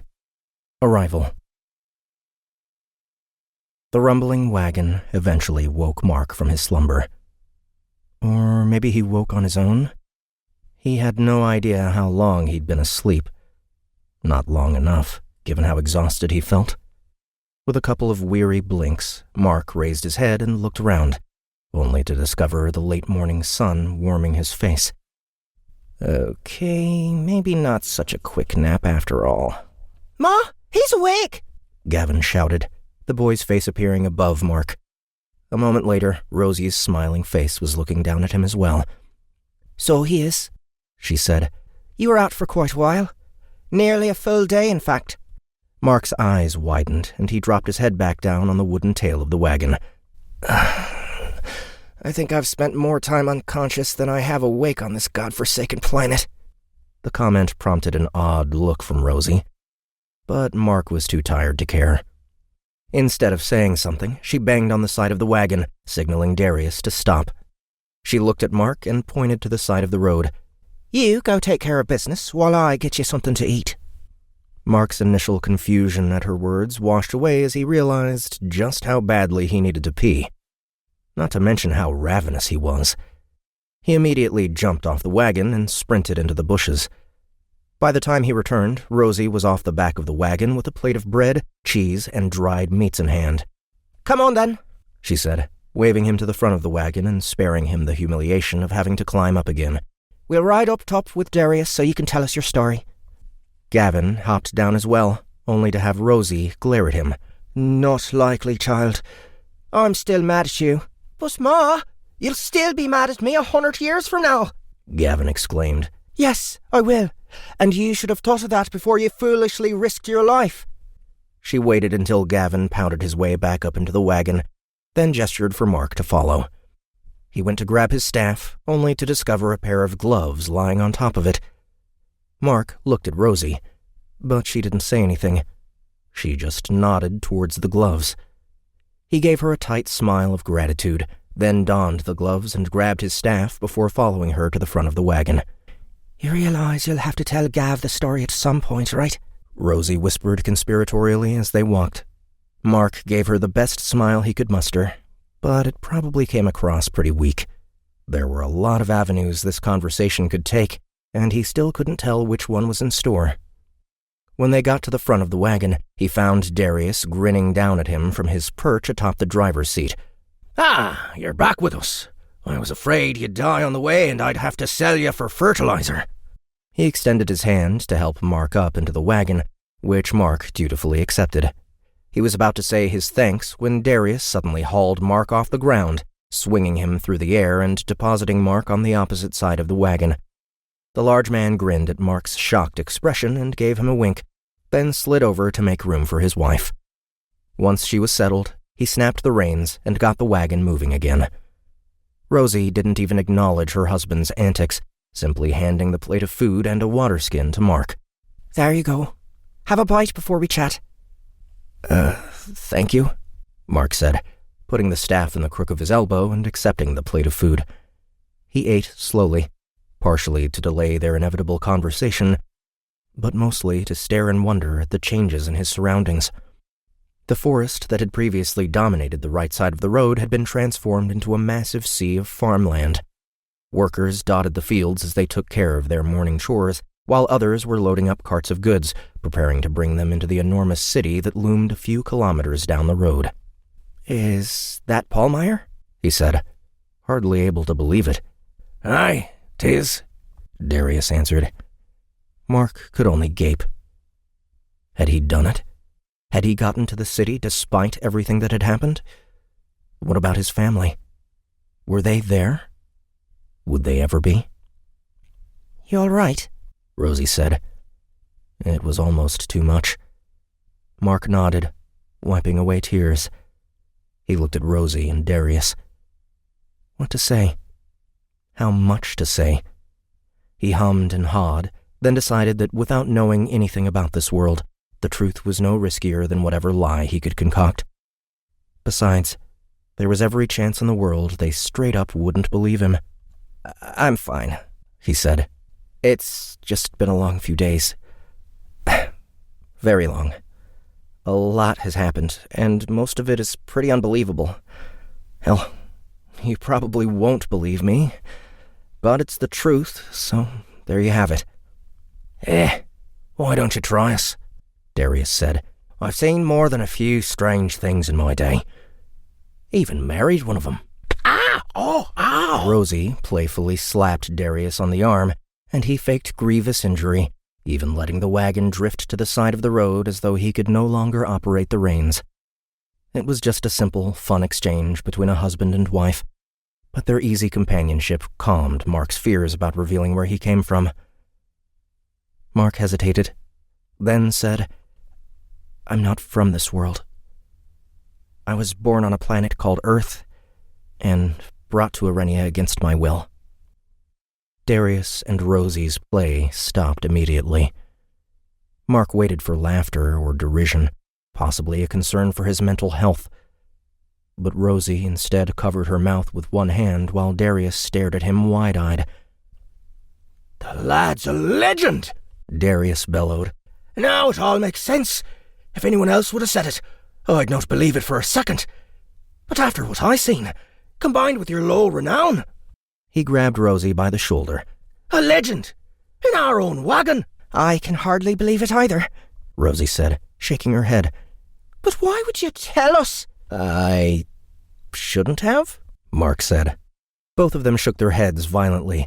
Absolutely not. there's all kinds of trouble you could get into if people knew you were a legend. We haven't seen one in these parts for decades. Be grateful we're good people. Oh, and don't tell Gavin. The lad's lovely, and he's used to keeping a secret about magic. But you being a legend is a bit too much to stake on the restraint of a child. Mark groaned. He had assumed his status was more common than that, and now he'd gone and blown his secret. What's worse, he'd also effectively outed his family. Hopefully, they had more sense than to let their secret slip any further. At least he trusted Darius and Rosie. Or as much as one could with so little time spent together. "Well then, lad," Darius said, "I've got a lot of questions I could ask, but it seems the most pressing ones concern that magic of yours that Rosie mentioned. You willing to shed some light on just what it was you did back there?" After the reaction Mark had gotten to his earthly origins, he quickly reconsidered sharing the story of his experiences in the fog. Even with the knowledge that he was a legend, they seemed nervous about what he had done, which meant it was a secret he had to keep. Unfortunately, he could only think of one way to do that. Mark glanced at Rosie. He hated to do it, but he would have to be a bit of a jerk if he wanted to run damage control. Speaking of people's natures, you're a fairy, aren't you? Rosie's eyes narrowed. Yes, I am a sylph, and that fact is a tightly held secret in Palmyre. Most people merely suspect I have some fairy heritage rather than being full-blooded. I hope you can keep the truth to yourself. If I hadn't needed my true form for battle magic, I would never have revealed it to you. The last thing I need is you sharing my secret out of ignorance. Only a true-blood fairy can shapeshift, so merely recounting the story of our fight would expose me. Then she shook her head and gave a small chuckle. In retrospect, maybe knowing each other's secret is for the best. It provides a kind of morbid insurance against disclosure, doesn't it? Mark sighed internally. Now it was time to be a dick. Yes, it's great in principle, but only if we're both willing to keep the secret. Rosie's eyes sparked at his comment, but Mark forestalled her with a hand. Before you get all worked up, I'm not implying that I plan on telling people your secret. And you believe I will share yours? Rosie snapped. Even Darius's brow took on a dark look. Do you realize what an insult that is? Oh, for sure, Mark said. But we have stories of fairies even where I come from. And the Fairy Queen is always a big deal in those stories. Yes, but I don't see what... Realization dawned on Rosie's face. She closed her eyes and dropped her head. I see where you're going with this. Yeah, Mark said sadly. You're going to tell the Fairy Queen about me, aren't you? Rosie nodded. Which means you can't promise to keep my secret. Darius cleared his throat. Lad, what do you gain by destroying my family? Palmyre won't take kindly to a full-blood fairy living within its walls. Fairies are not known for playing well with others. To be honest, I'd prefer not to say anything, Mark said. But if you're going to share my secret, I'd like something in return for keeping yours. You're blackmailing us? Darius said incredulously. That's a bit of a harsh term. You just told me that being a legend is a huge secret that I don't want getting out. But the first thing you're going to do when we get to Palmyre is tell the leader of a powerful magical species. I think I'm entitled to some ledger balancing here. Darius glared at him, clearly expecting something ridiculous. Fine, then. What do you want? Mark smiled. Lessons. Darius and Rosie looked confused. Lessons on what? Rosie said. Everything, Mark answered. I don't know anything about Arenia. Not even the things a child would know. I want to hang around your family and learn everything I can. Yes, you're going to be reporting what you know back to the Fairy Queen, but at least I know who it is you're reporting to. We're hardly scholars, lad, Darius said. I don't need a scholar. I need to understand this world. I want to be able to pummel you with questions about things you'll probably think are general knowledge but are critical for me to understand.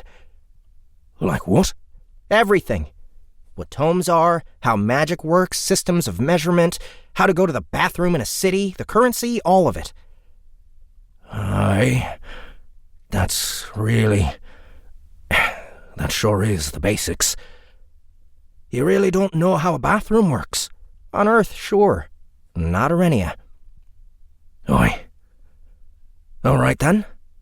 Is that it? Well, I'd also like you to throw in some armor for me, if you don't mind, Mark said. Nothing too fancy. I don't want to get it stolen because my gear outlevels me. Rosie chuckled. That seems reasonable. Darius? Before Darius could answer, Mark added one more thing. I also want a promise from Rosie that if I ever need a meeting with the Fairy Queen, she'll arrange it. Rosie laughed outright and slapped her knee. My dear boy, if you tried to go to the land of Fairy with anything less than 50 levels of renown and base attributes below 30, your body would be torn apart by magical energies alone. You're what? 19 years old and only level 10? You'll never get there in one lifetime. I'm 20. But I'm also a legend, remember? Mark said with a shrug. How many lifetimes do I need? Rosie abruptly stopped laughing. There is that, she conceded. After a moment's thought, she nodded. Okay, I'll agree. But first, I want to know how you were able to... Stop, Mark said. If you're about to ask where my magic comes from, that's not going to happen. Right now, you're obligated to tell your queen, so the only way I keep that secret is if I don't tell you at all. Rosie's brow pursed, but she nodded. Fine, but that means I have no idea what you're capable of, and I will not bring a powerful entity into my land, one that can destroy Nim with a single spell, without either knowledge of their abilities or a pledge. If you want this favour from me, you must pledge not to harm anyone while in the land of Fairy. No harm to anyone unless they do harm to me, Mark clarified. The last thing he wanted was to get trapped into some kind of Aes Sedai word handcuff situation on a hostile plane. They were fairies, after all. Rosie nodded. So be it. At your request, I am bound to take you to visit the Fairy Queen. In return, you will not harm anyone unless they harm you. And no taking hostages and using them against me, Mark said, or harming me or my friends, or trying to trap me in the realm of Fairy, or putting me in some sort of time warp. And I define harm as anything that might cause physiological, psychological, or magilogical damage in the short or long term to the bodies or statistics or any other pertinent characteristics attached to me as an entity or that of my friends, family, or allies. Rosie gaped at him. When she recovered, she snapped at him in a clipped, indignant tone. What kind of monsters do you think we are? Do you really want to include that disrespectful drivel? She was so forceful in her response that Mark worried for a moment that his experience with fantasy novels had given him a prejudiced view of fairies. Those concerns were soon negated by Darius giving him a double thumbs up and nodding profusely behind Rosie's back. Yes, I do, Mark said. She smiled with a twinkle in her eye. Smart lad. Very well, then. A compact has been made. A vaguely unsettling feeling washed over Mark, and he could see a similar reaction from Rosie. A pair of contracts appeared in the air, both looking very gilded and formal, and they vanished into their respective tomes as soon as they'd been read. A fairy compact has been created. The sylph, Rosalind Poppyseed, promises to bring you to the land of fairies to meet the queen, at your behest, one time. In return, you will not harm anyone there unless they attempt to harm you. Additionally, the fairies are forbidden from taking hostages to use against you, trying to trap you in the realm of fairy, putting you in some sort of time warp, whatever that means, or doing harm in a manner that might cause physiological, psychological, or magilogical damage in the short or long term to the bodies, statistics, or any other pertinent characteristics attached to you as an entity or that of your friends, family, or allies. Note: some jerk just won 1,000 platinum on a 10 silver bet that you'd make a fairy compact before getting to Palmyre. You're like the giving tree for bad betters. Alarmingly comprehensive compact, though. Did someone have problems with loan sharks in a past life? For the record, Magilogical isn't even a word, Rosie pointed out. I have no problems with that, Mark noted. Slapping the side of the wagon, Darius said, All right, then. I can't say I'm happy with how little we know about you, but you saved our life. As Darius's words slowed, so did his actions until he was frozen in place. Mark looked around and realized everything had frozen, even the birds in the air. The only thing that hadn't was Rosie. A brilliant golden light surrounded her, and her voice resonated with the same choral feel that had permeated it during the battle. A piece of advice for you, Mark Sullivan, Legend of Arenia, Rosie growled. Do not let my human appearance fool you. I have lived a very long time. In all those years, only once have I felt magic like yours. I didn't fear it before then because I didn't believe the legends. I fear it now. So remember this. Should you ever choose to call in your favour and go to see my queen, and you use your magic in the land of the Fae, the very realm itself will rise up to crush you from existence, even if it means the death of every last one of us. Rosie's appearance returned to normal, but she kept her eyes locked on Mark. I don't know if you will ever master your magic, young man, but if you don't, it will master you. See that it doesn't. The world slowly wound back up to speed, Darius's words resuming where they'd left off. So I won't push. Besides, I'm sure you'll eventually blurt everything out by accident if you're planning to hang around us as much as it sounds. He finished off with a bellowing laugh and a slap on Mark's back that nearly took him out of his seat. Mark gave Darius a sickly grin as he considered Rosie's words. Apparently, his magic was rare in this realm. How to master it, though? He had no idea. Hopefully, Pallmeyer held some answers. As a general rule, Beth wasn't a big drinker. A glass of wine here and there, the occasional beer if the mood struck her. Despite that, she had still managed to run afoul of some serious hangovers in her day. Frosh Week, Kathy's wedding, that time in high school where she drank a whole bottle of Frangelico in one night. None of them even came close to the feeling awaiting her when she woke up. Waves of nausea brought Beth to full consciousness, and she scrambled on her hands and knees to the tall grass, just barely getting there before throwing up. At some point, someone came over and held her hair out of her face, rubbing her back as she heaved. Who it was, Beth didn't know. It could have been another goblin for all she cared. Goblins? Actually, maybe she did care. Turning around, Beth squinted through the dim morning light to see Eliza smiling back at her. Thought we'd lost you for a while there, girl, Eliza said. I'm 44. Hardly a girl, Beth croaked. You're young enough to be my daughter. I can call you whatever I want. Beth gave her a weak thumbs up. Oh, God. Why do I feel so bad? That's my fault, Eliza said, squinching her nose. I don't use health potions as much as in my younger years, and it looks like the one we gave you went a bit sour since I last refreshed this stash. Sorry about that. I should be able to help with that upset stomach, though. Laying a hand on Beth's stomach, Beth watched in awe as a golden glow sank into her tummy, alleviating the worst of her stomach-related hangover symptoms. Oh my God. You are my hero, she said. Is that how you fixed my blisters? Eliza nodded. Yes, but it only works on a very localized area. A ranger like me has a tiny bit of healing magic available to them, but it's a far cry from what a proper cleric can do. Well, I'm not going to look a gift horse in the mouth, Beth said. Eliza cocked her head. Someone gave you a horse? What? No, yeah, Earth saying. Just ignore me. Beth looked around, only then realizing that the trees had changed. Where are we? Last I remember, we were sneaking up on goblins. Then something hit me before Peter could. Peter! Panic grabbed Beth and she spun around, eyes darting everywhere before finally landing on her husband sitting a few meters away, smiling at her. Peter!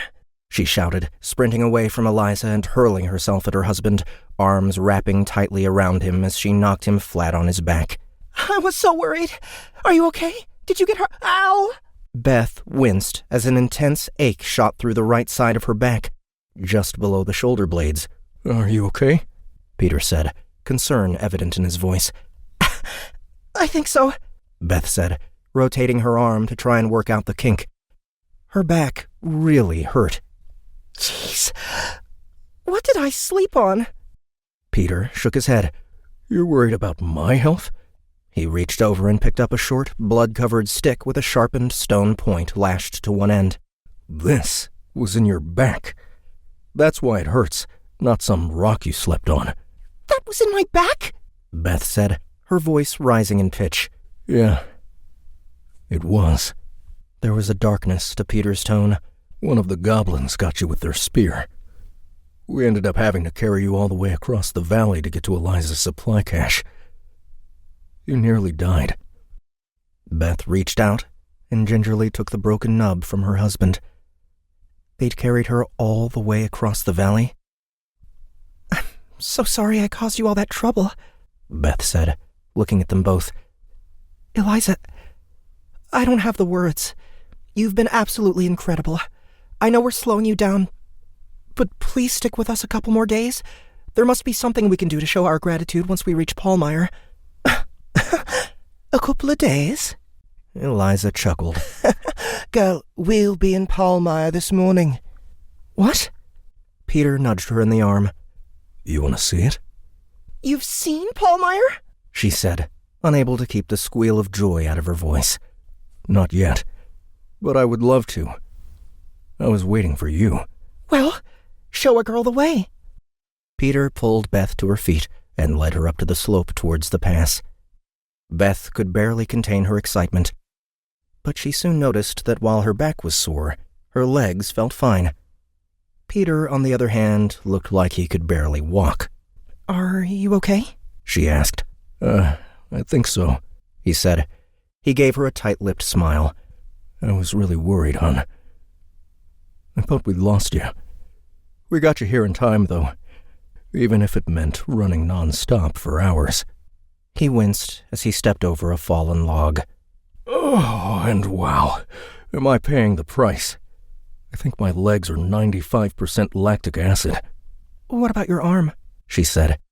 The thick bandages covering his left forearm had not gone unnoticed. Oh, that, Peter said. He stared at the bandage, his eyebrows pulling together. Hun? She prodded. He forced out another smile. Just an injury from fighting the goblin. Eliza fixed it up enough for me to avoid any long-term damage. Look, we're almost there. Beth knew an attempt to change the subject when she saw one, but they would have time to unpack that mystery later. The couple crested the hill and stood in awe. Beth reached out her hand and snaked her fingers through Peter's, holding his hand tight. Spread out before them were kilometers of farmland, their different crops forming a patchwork mosaic that quilted the landscape. 2 large rivers ran from the northeast and east, respectively, slicing across the valley and nourishing the farms as they made their way westward towards the sea. The farms were all south of the upper river, with the northern shore consisting of a great green forest that rolled into the distance before climbing a range of mountains that stretched eastward from the ocean. To the west, out over the ocean, Beth saw a broken chain of islands maybe 30 to 40 kilometers off the coast. There was something off about those islands, as if they were in the wrong place. They gave her such a feeling of discomfort that she turned her eyes away. Fortunately, there was something else to focus on, something she had begun to wonder if she would ever see. There, where those 2 great rivers converged before arriving at the sea, stood a towering homage to civilization, its massive spires and enormous bridges declaring dominance over all of the surrounding terrain. Pallmeyer. Is that really it? Beth said. Are we actually almost there? I think we may be, Peter said. He turned to his wife. I love you. I love you too, she said, giving him a kiss. Yeah, Eliza said as she came up behind them. You kids hold on for a few hours and you can follow that train of thought in your own home. You ready to go? Definitely, Beth said. The three travelers made their way down out of the hills. Even before they reached the farms, they began encountering cattle that had been set to graze in the woods, and soon they were passing farms planted with a wide variety of crops. Some of them were recognizable from Earth: lettuce, strawberries, zucchini, and others, while some were completely foreign, such as a plant with broad green leaves that was bound to the ground with a metal lattice to prevent the thick roots from climbing out of the ground and running away. The whole thing seemed rather disturbing to Beth, but Eliza assured them it was quite tasty, like a tangy potato with mild stimulant properties and the oh-so-appetizing name of Ugbog. As they got closer to the city, they began to encounter more travelers on the road, some of whom looked different, either off a little or outright non-human in several cases. Regardless of species, Beth noticed a distinct trend in how they were treated by those they passed. Anytime someone looked at Eliza, they showed the woman great deference, bowing and showering her with blessings upon her health. In one instance, even stepping into ankle-deep mud rather than forcing her to vary her course in any way. For Beth and Peter, the reaction was almost the complete opposite. Outright disdain was the order of the day, with one person going so far as to spit at them. The only respite they got was if the person inspected Eliza first, in which case it seemed her high renown took precedence. Out of curiosity, Beth inspected some of the other people on the road, but was confused by what she saw. Name, unknown. Species, unconfirmed. Human suspected. Renown, level 21. Class, profession, unknown. Base stat average, 20.5. Name, unknown. Species, unconfirmed. Insufficient knowledge. Renown, level 18. Class, profession, unknown. Base stat average, 20.1. Name, unknown. Species, unconfirmed. Human suspected. Renown, level 20. Class, profession, unknown. Base stat average, 20.7. Eliza, our renown isn't that far below these people's, Beth said. Considering how fast we've been improving, we should be near them soon. And you don't seem to be that far above them either. Why are they looking at us like something they need to scrape off their shoe? Eliza chuckled. These people are hard workers, but they don't have a lot of opportunities to increase their levels. Renown gets a lot harder to earn the higher you go, and you can only go so far with the daily skills of a farmer. It takes decades of work to become a master farmer, and cumulatively, that accomplishment represents a little shy of 30,000 experience. As a ranger, I could earn that in 6 or 7 months if I put my mind to it, but even that is a product of a lot of hard work in my younger years. They're showing respect for my renown because they know how hard it was to get where I am. I don't have a good grasp of the whole experience thing, Peter said. How much more experience would you have versus, say, that guy? He pointed at a man in his early 20s who glared when he spotted Peter looking in his direction. Name, unknown. Species, unconfirmed. Human suspected. Renown, level 17. Class, profession, unknown. Base stat average, 19.6. Him, Eliza said. She held out her hand, and a weathered journal appeared. The tome was bound in deerskin with a simple flap keeping it closed, and the binding was held with thread. The pages were thick and durable, and it didn't take long for her to flip to the location she wanted, her fingers making the journey with practiced ease. His renown is level 17, so he's got at least 70,000 XP, which means I have a little over 800,000 more than him. Holy cow! Beth exclaimed. She called up her own tome and found the page Eliza was referencing. It broke down all of the events that had given her experience and exactly when she'd crossed each renown leveling threshold. I've only got 6,000 XP? Okay, this is making a bit more sense now. I hope so. And consider this. That man will need to more than double his lifetime experience to get to level 22. Renown is a big deal because it shows what you've accomplished and how hard you've worked to get there. Usually. That's why one of your first orders of business should be discovering what skills you already have that will transfer to Arenia. From what you've said, you can earn some big chunks of experience that way, which will not only give you some credibility in the city, it will also help keep your secret. People are going to notice if you suddenly jump 10 levels in a week. But I still don't understand why they look like they hate us. Because renown isn't just viewed as a number. It's indicative of who you are, what you've accomplished, and how hard you work. The only reason someone your age would have such low renown is if they had no ambition whatsoever and were leeching off society. Simply put, they're looking at you with disgust because your levels are disgusting. Or they would be if you weren't you-know-whats. Beth and Peter shared a look.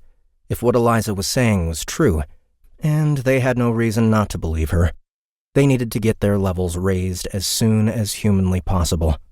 The rest of the walk continued mostly in silence.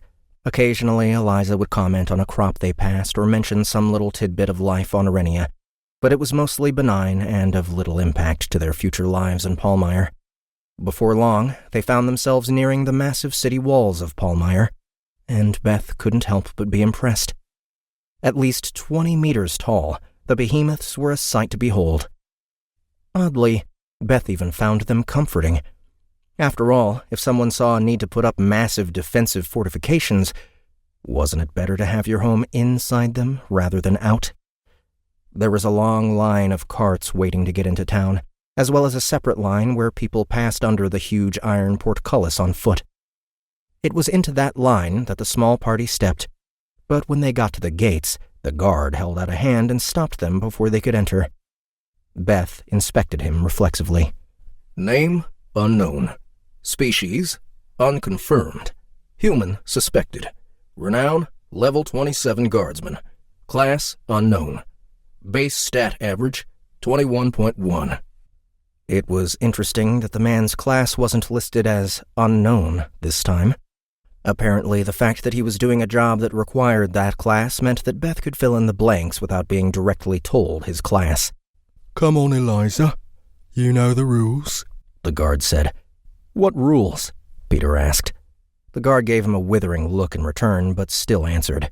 "You're a singlet," he said. "We don't let freeloaders into the city. Go find some honest work and come back when you've shown you can be of some use." Just hang on a second, Eliza said. This lady here owns property. That gives her the right to enter. The man's eyebrows raised. "She's a property owner? I find that hard to believe." A jolt of panic shot through Beth. She had no idea how to explain her ownership of property, nor any means of proving the fact. Fortunately, Eliza came to her rescue. It was a transfer award after that expedition disappeared in the Bookspine Mountains, she said. Go ahead, girl. Don't look so daft. Just show him the Holden's page in your tome so he knows you're telling the truth. Oh, right, of course, Beth said, hoping she wasn't going red. Even still, her hands were sweaty as she called up her tome and flipped to a section labeled Holdings. Holdings. Palmyre. 327 Cirque du Champs. 4-bedroom attached residential home located within the Chance District. See, right here, Beth said, turning her tome to face the guard. 327 Cirque du Champs, in the Chance District. As soon as the words left Beth's lips, the guard burst into laughter.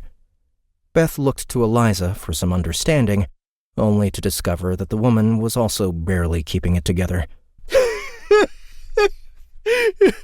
You were in the... on the... The guard couldn't even get the words out. Oh boy, I needed that. Why are we laughing? Peter said, his face a mass of confusion. Don't they know? The guard said to Eliza. Eliza shook her head, now laughing as well. No, why don't we let them find out on their own? Oh, yeah, I like that idea, the guard said. Oh, at least I would, if I could let them in. But I can't. Eliza immediately stopped laughing. What do you mean? I can't do it, Eliza, the guard said. The rules allow for a singlet to enter if they're living with family who owns land, but that presupposes that the owner has at least reached adolescence so they can provide for the singlet. These two are only level 6. I can hardly let a couple of children into the city without their parents. Pardon me, Peter said. He started to step forward, but Beth stopped him with a hand on his forearm. No, Eliza said, glaring at Peter. I understand. You're just doing your job. I don't want to get you in trouble with the families. He nodded to her in appreciation, then gestured to a milling crowd of people off to the side. They were a sorry bunch, sporting all manner of ailments. A quick inspection showed that every one of them was a singlet. Why don't you head over to the Beggar's Bay and see if you can pick up some work? Maybe in a few months you'll earn enough experience to come inside. In a couple of... Peter's exclamation was cut off by Eliza, who yanked him away from the guard with a strength far beyond what her lanky body suggested. She practically dragged them away from the gate and into the space she'd termed the Beggar's Bay before rounding on Peter. You need to watch your mouth, Eliza hissed. I happen to know that guard, and he's a good man, but you sass the wrong person as a singlet, and you're liable to have your tongue cut out without a soul raising a finger to stop it. Well, that was a fun fact to learn about their new home. What do we do now? Beth whispered. We can't wait out here for weeks. Eliza shook her head. You may have to. Even if you unlock new skills that get your renown high enough, you run the risk of raising suspicion if you do it faster than would be reasonable. There's got to be a way, Peter said, but Eliza simply shrugged. At this point, there are only 2 ways you're getting into Polmire. Either you work outside the walls until you earn entry on your own merit, or you pray to Admore that someone in your family shows up having made level 10 already. Is that something that could actually happen? Beth asked. From what they'd experienced, it seemed an unlikely possibility. Honestly, Eliza said, what a person would have to go through to get 10 levels of renown in less than a week isn't something I'd wish on anyone. The wagon rumbled closer to Palmire's walls, and with every meter, Mark's anticipation grew. Priority number 1, of course, was finding his family. If they were there. Come to think of it, it hadn't occurred to him what to do if they weren't. Would he still be able to gain access to their house? Crap. Mark pushed those thoughts away. There was nothing he could do about it right now, so instead he focused on the spectacle of the thick, towering walls of Palmire and the large gate they were approaching. He was also treated to his first glimpses of non-human species other than Rosie, and he did his best not to stare at the occasional oddity that peppered the crowd. There was a very orderly approach to entering the city, with almost everyone lining up patiently for their chance to enter. One line for carts, another line for foot traffic.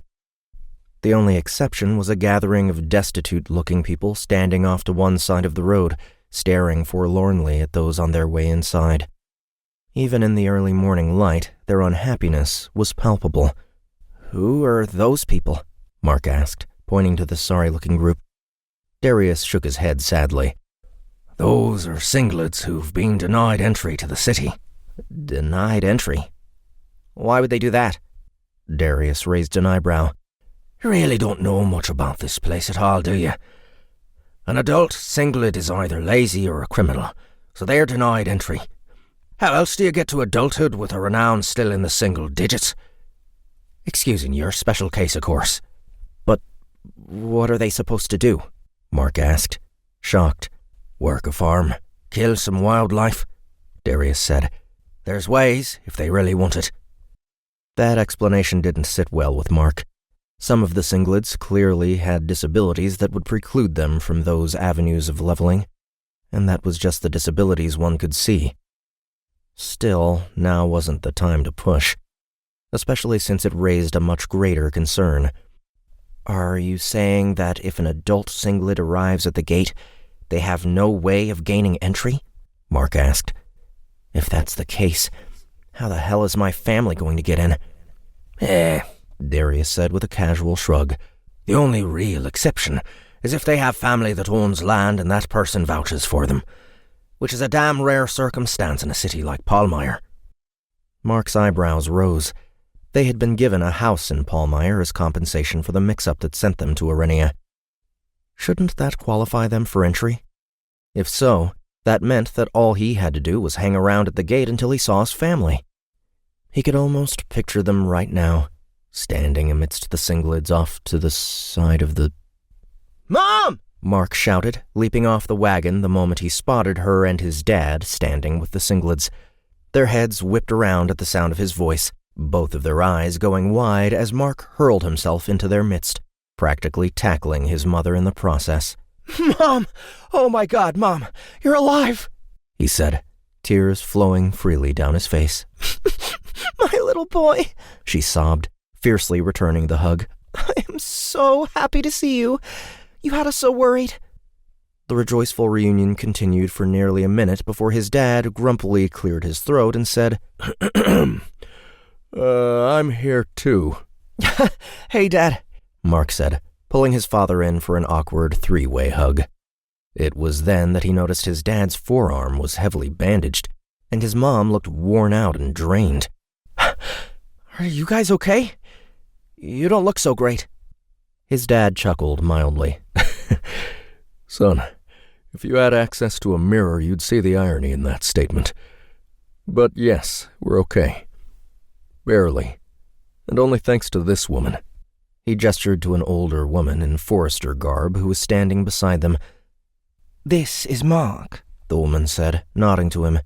"That he is," his mom said. "Mark, this is Eliza. She found us in the forest and helped us get to the city." It was surprising to hear that his parents had arrived on Arenia together, and even more so that they'd been able to find someone able to help them. He was pretty happy about the fact, though, and did his best to convey the weight of that sentiment through a simple shaking of her hand. "Thank you so much for helping my folks." "It was nothing," Eliza said. When the two of them made eye contact, her eyebrows rose slightly and she gave him a crooked, curious smile.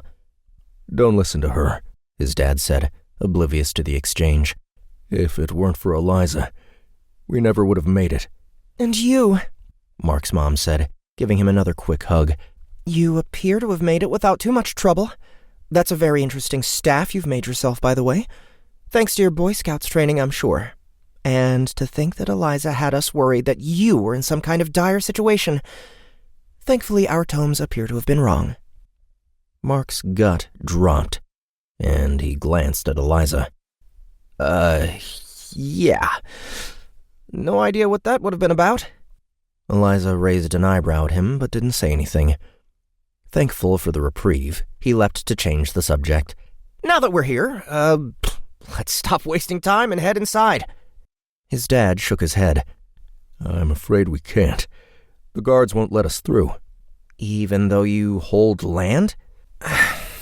"It seems like they have some odd rules here," his mom said with a sigh. "You can't come in if your renown is less than level 10, which is obviously the case for all of us.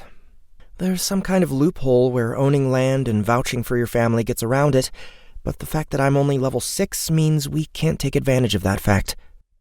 Mark grinned. "I may have picked up a few levels. Does that help?" "Son, please, we're in a serious situation here," his dad said. His mom, meanwhile, had taken the opportunity to look more closely at her son. "Peter, look at his renown." Mark's dad made eye contact with him, treating Mark to the sight of his dad's eyebrows rising into his hairline. "How in God's name did you get to level 10? A loud voice interjected itself into their conversation, booming, "Aye! Now that's a story." Mark turned to see Darius ambling over, his wide grin taking in the whole group. Mark gave him a pointed look and said, "That particular story will not be getting shared out here, right?" Darius grinned but didn't say anything further. "Mom, Dad, this is Darius," Mark said. "I managed to find a road that follows the ocean north, and he and his family were kind enough to give me a lift. Darius, meet Beth and Peter, my mom and dad, and their friend Eliza. Darius winked at Eliza as though he knew her, and she gave him a deep bow of respect in return. Then he looked Mark's parents up and down. Your parents? So that means... Mark nodded in agreement, and Darius gave a long, low whistle. Something tells me things are about to get a wee bit strange around the city, he said. Why are you waiting out here? The guards won't let us in, his mom said. I own land inside the town, but my renown is only level 6, so... Bah, Darius said, waving her comments aside. They'll let you in if you got Mark in tow. He's level 10, so you meet the requirements. Actually, I'm not so sure, Eliza said. The guards were very particular about the rules, and with Beth not being the one who... Gunther! Darius bellowed in the general direction of the gate. These folks have land, and their son's renown is level 10. Let him in! The guard looked over at them for a moment, then consulted a tome that popped into his hand. It was huge, like an old Bible from the Middle Ages. After a moment of consultation, he snapped it shut, and the book disappeared. Can't do it, Darius, the guard called back. It clearly states that the landowner must be the one with renown above... Not a problem, Darius said. Can't have you breaking the rules, can we? Darius turned towards his wagon. At the top of his lungs, he shouted, Rosie! Guard Gunther here don't want to be breaking no rules, so no more of those pies of yours. You know, the ones he be needing to get his flag up o'er half-mast. Hang on, Guard Gunther shouted, his face going beet red as the other guards snickered. I, just found a loophole. You folks are clear to go in. Darius spun around. Ain't that a pleasant surprise? Come on, folks. Let's get you to your new home. Quest. Get to Paulmeyer. Completed. You got to Paulmeyer. Good for you. Even if you were unconscious for half of it. Reward? 200 XP. And you get to see your family. Well, some of them at any rate. Mark grinned at the appearance of the message. From the smiles on his parents' faces, he could see they'd gotten similar alerts. His grin faded somewhat when the guard glared at him, but Eliza distracted him with a bump on the shoulder. You heard the man, she said. Let's show you around your new home.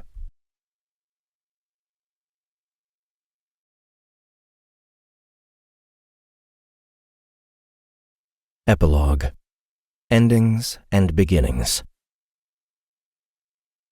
This was it. There was no other option. Angela was going to die. She was going to die fighting this disgusting, massive, fucking OP asshole in the middle of a goddamned motherfucking piece of shit eating, monkey slapping, horse humping, demon licking 5-star shitfuck forest. With nothing left in her motor, Angela stumbled to a halt, her flight ending in a clearing atop a cliff so high that the river below resembled a painting more than a real object. She was spent. How long had it been? 5 hours? 6? How many times had she thought she'd lost the thing, only for it to find her again? Now she was tired, worn out, and still on cooldown for her heal spell. But hey, at least she got an endurance point. Yay. Okay, she said as she turned around, the words wheezing out of her. You've been playing with me this whole time, haven't you? Well, you got me. I'm done. A gigantic set of claws appeared between a pair of 100-year-old trees on the far side of the clearing, pushing them aside like bamboo stalks. Slowly, the rest of the creature emerged, slipping through that new opening in the dense foliage. The nightmarish creature that had pursued Angela to the end of her rope. Its breath came out of wide, slitted nostrils that twitched as it consumed the scent of Angela's fear. Red eyes sunk on the sides of a narrow face looked at her with fierce intelligence, while long, hairy ears pointed straight up off the back of the creature's head, twisting independently as they listened to every movement of the forest world. Slowly, the creature made its way towards her. Its movement was stilted, the front paws moving with the predatory grace of a hunting cat, while the powerful hind legs waited until the creature was stretched out before hopping to catch up, keeping the nearly 2-meter-tall beast constantly ready to pounce and rend its prey to pieces. When the creature was so close that its hot breath blew the hair off Angela's face, drying the sweat on her brow, it stopped. Slowly, the bisected halves of its upper lip split apart, pulled up by a wide grin that revealed razor-sharp incisors the size of broadswords. Even though Angela knew she was about to die, she activated Druid lore one last time. Druid lore. Level 142 Feaster Bunny. A somewhat common carnivorous rodent, the Feaster Bunny is largely harmless and almost indistinguishable from its more benign vegetarian counterpart. Due to the animal's short lifespan and the low-level nature of its prey, it is rare to encounter a Feaster Bunny above level 10. However, in the extremely improbable situation where a Feaster Bunny reaches level 40, it begins to undergo a period of rapid growth. During this time, its power, size, and deadliness increase exponentially, while the creature's lifespan also skyrockets from the measly 2 to 3 years of its smaller variety to upwards of 100 years. By the time a Feaster Bunny reaches level 100, it will be the apex predator in almost any stretch of forest. Encounter advice: up to level 39, Feaster Bunnies can easily be trapped with simple snares. From level 50 to 80, it is advisable to only approach a Feaster Bunny on your own if it is of a level no more than twice your own. By level 100, Feaster Bunnies should not be hunted without a party of at least 6 people, including no less than 2 heavy melee fighters and a battle mage of at least master rank. Any Feaster Bunny above level 150 is generally dealt with by notifying the nearest dragon, then bunkering in walled cities armed with heavy ballista until such time as the dragon sees fit to come and devour the Feaster Bunny, which the dragon can consider a rare delicacy. A Feaster Bunny. Throwing her craptastic wannabe shillelagh off to the side, Angela raised both hands out to the side. This was it. She was done. Druids could go screw themselves. Right then and there, Angela made a vow that if she respawned, she was going to find the least druidy class possible and never leave the city again. You gonna eat me? Angela shouted. Fine! Eat me! I'm sick of this goddamn forest! If dying means I don't have to spend another second in the woods, I'm okay with that! She pointed skyward. And you, Anad, can take your piece of shit druid class and shove it up your ass! With one swipe of its gigantic paw, the Feaster Bunny lopped off Angela's head and sent it flying into the river below. In some place undefinable, there existed all things, a sea of potential where everything came into being and disappeared again, based solely on the probability of its existence. Nothing could ever last long in that place. After all, the chance of something existing was always in direct opposition to the chance of it being destroyed. Within that place, a seed of life came into being.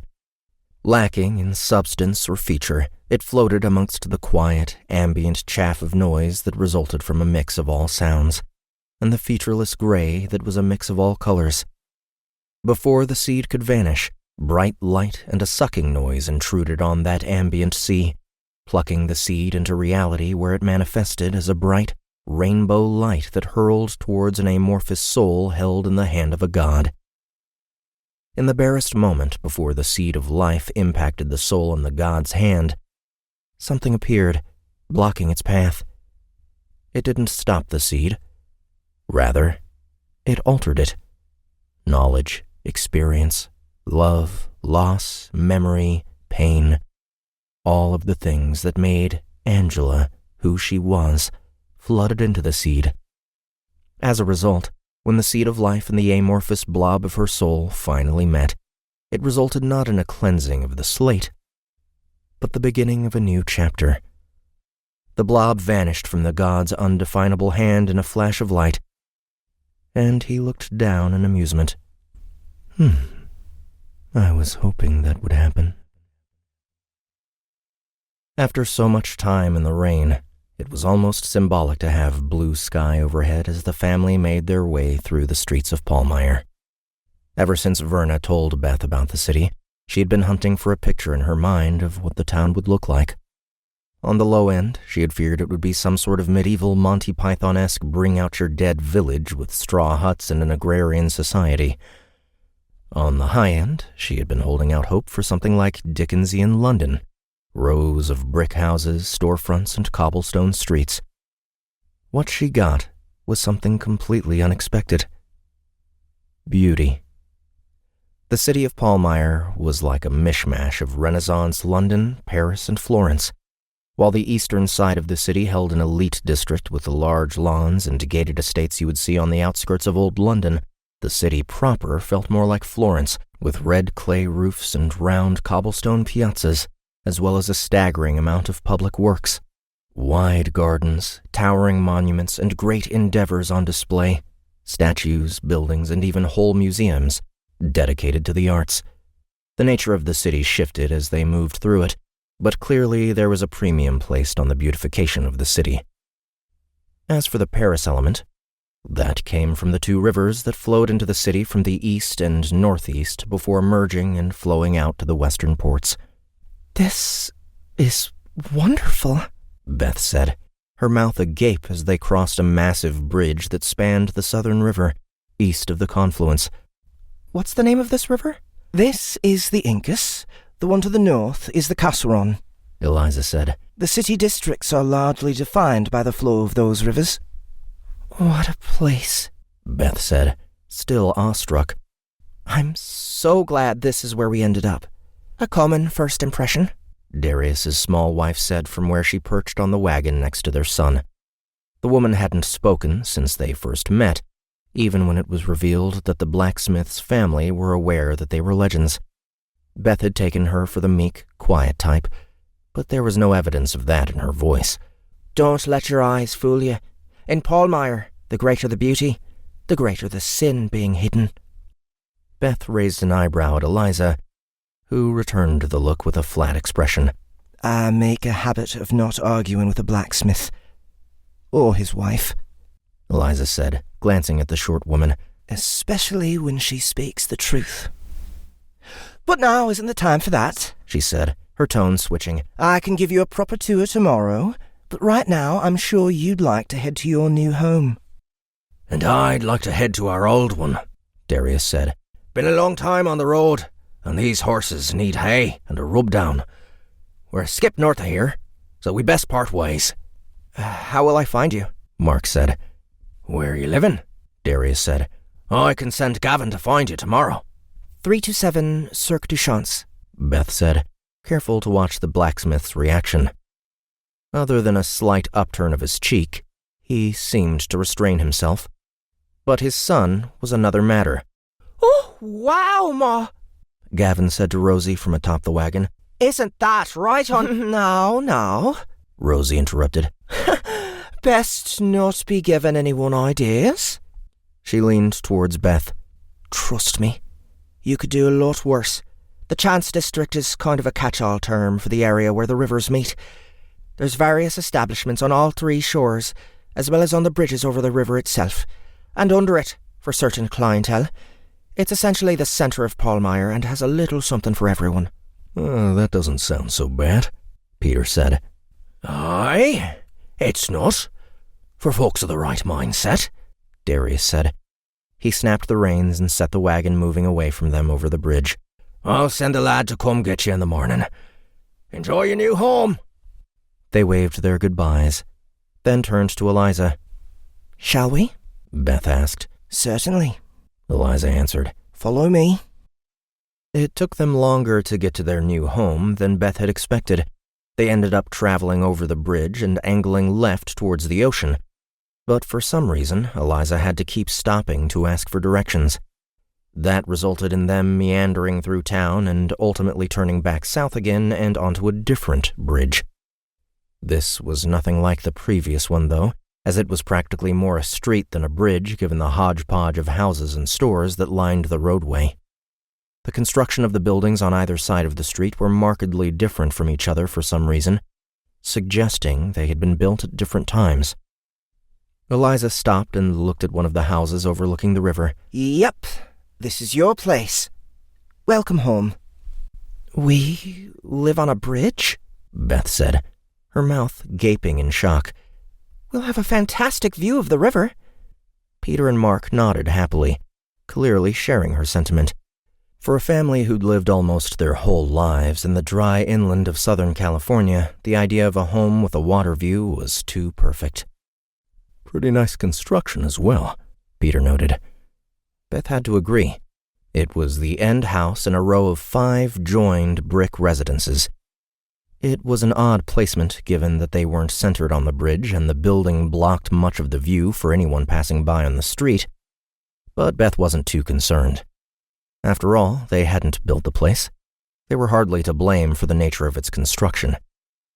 Each house had a small fenced-in area out front that was a few meters deep, with just enough space for a small table and some planters. Beth walked up to the door, then paused, staring at the lock. How do I get in? She said. Magic, Eliza answered. Beth rolled her eyes. No, really. Yes, really. Just write into your tome the names of anyone you want to have access. When they grab the handle, the door will unlock. Like keyless entry on a car, Mark said. Eliza looked at him in confusion. Why on earth would you lock a door on a cart? A person could just climb over the side. Not a cart, Mark shook his head. You know what? Never mind.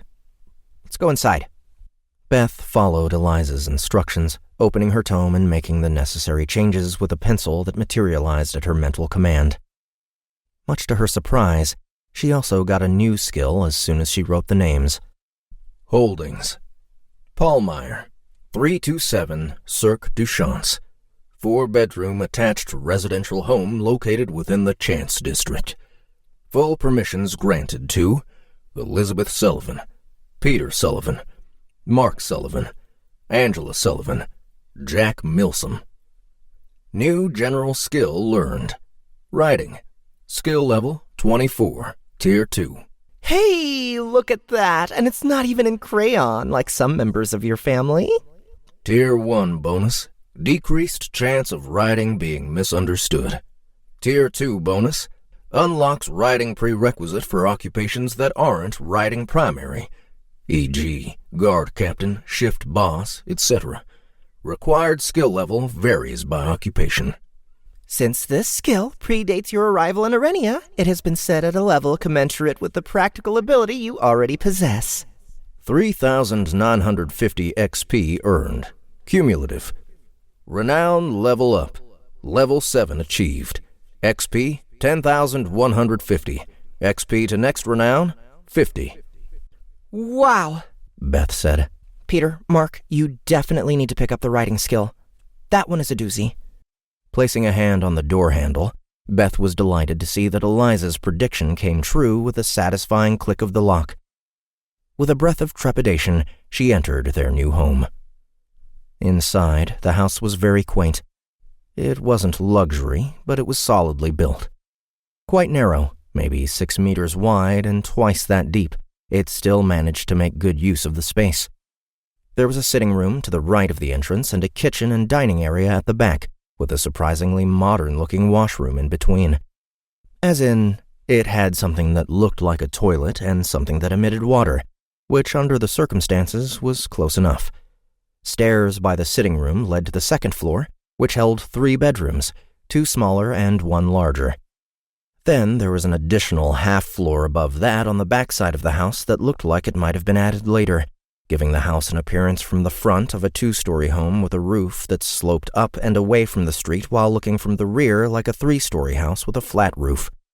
That added 3rd-floor room was a simple open space with the stairs running straight into it from below, but it had windows that opened onto the river. That view alone made it the premier bedroom in the house. I certainly can't complain, Beth said, as she walked into the small garden plot in the backyard, anxious to see the view of the river. only to discover it walled off with a 3-meter-high brick wall. Why on earth would you seal off a view of the water? She said, shaking her head at the sight. We'll have to do something about that wall. Don't get ahead of yourself, Eliza said with a half-smile. Still, all in all, not a bad little place. I agree, Beth said. There were no furnishings, and the house was a bit different than they were used to. But it was theirs, and they were home. Thank you for everything, Peter said, shaking Eliza's hand. I mean that. You're a godsend. Beth echoed Peter's statements, and Mark added another round of thanks for getting his parents safely to Pallmeyer. Eliza shrugged the comments off as though they were nothing. Truth be told, she looked a bit embarrassed at the gesture.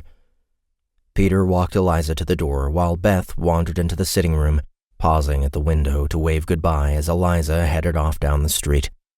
There was a click as the front door closed. Then Peter joined Beth in the sitting room with Mark a step behind. The family stood there, staring at each other. So, Peter said. What now? As though on cue, a brilliant light exploded in the middle of the room, causing everyone to wince and cover their eyes. The light twisted and contorted itself, forming into a vaguely humanoid shape before suddenly going out and, much to everyone's surprise, revealing Angela hovering upside down in the middle of the room. A look of surprise crossed her face. Then gravity took hold and she plummeted to the ground, landing on her face with a smack that prompted a torrent of expletives that only ended when she processed that she wasn't alone in the room. The whole family stared at each other in silent shock. As soon as Angela scrambled to her feet, a stone tablet materialized in front of her face. She grabbed it out of midair and read it, her eyes growing wide as they darted across the sheet of stone. Suddenly, Angela dropped to her knees and raised her fists to the heavens. No! Honey, what's wrong? Beth said, rushing to Angela's side.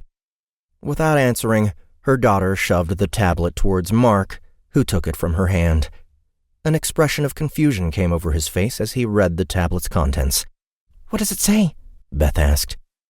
Mark read it again, just to be certain, then turned it around so everyone could see. It says, "Congratulations on making it to Pallmeyer. You are now a druid." The Sullivan family returns in Book 2. Legends of Arenia, Discovery.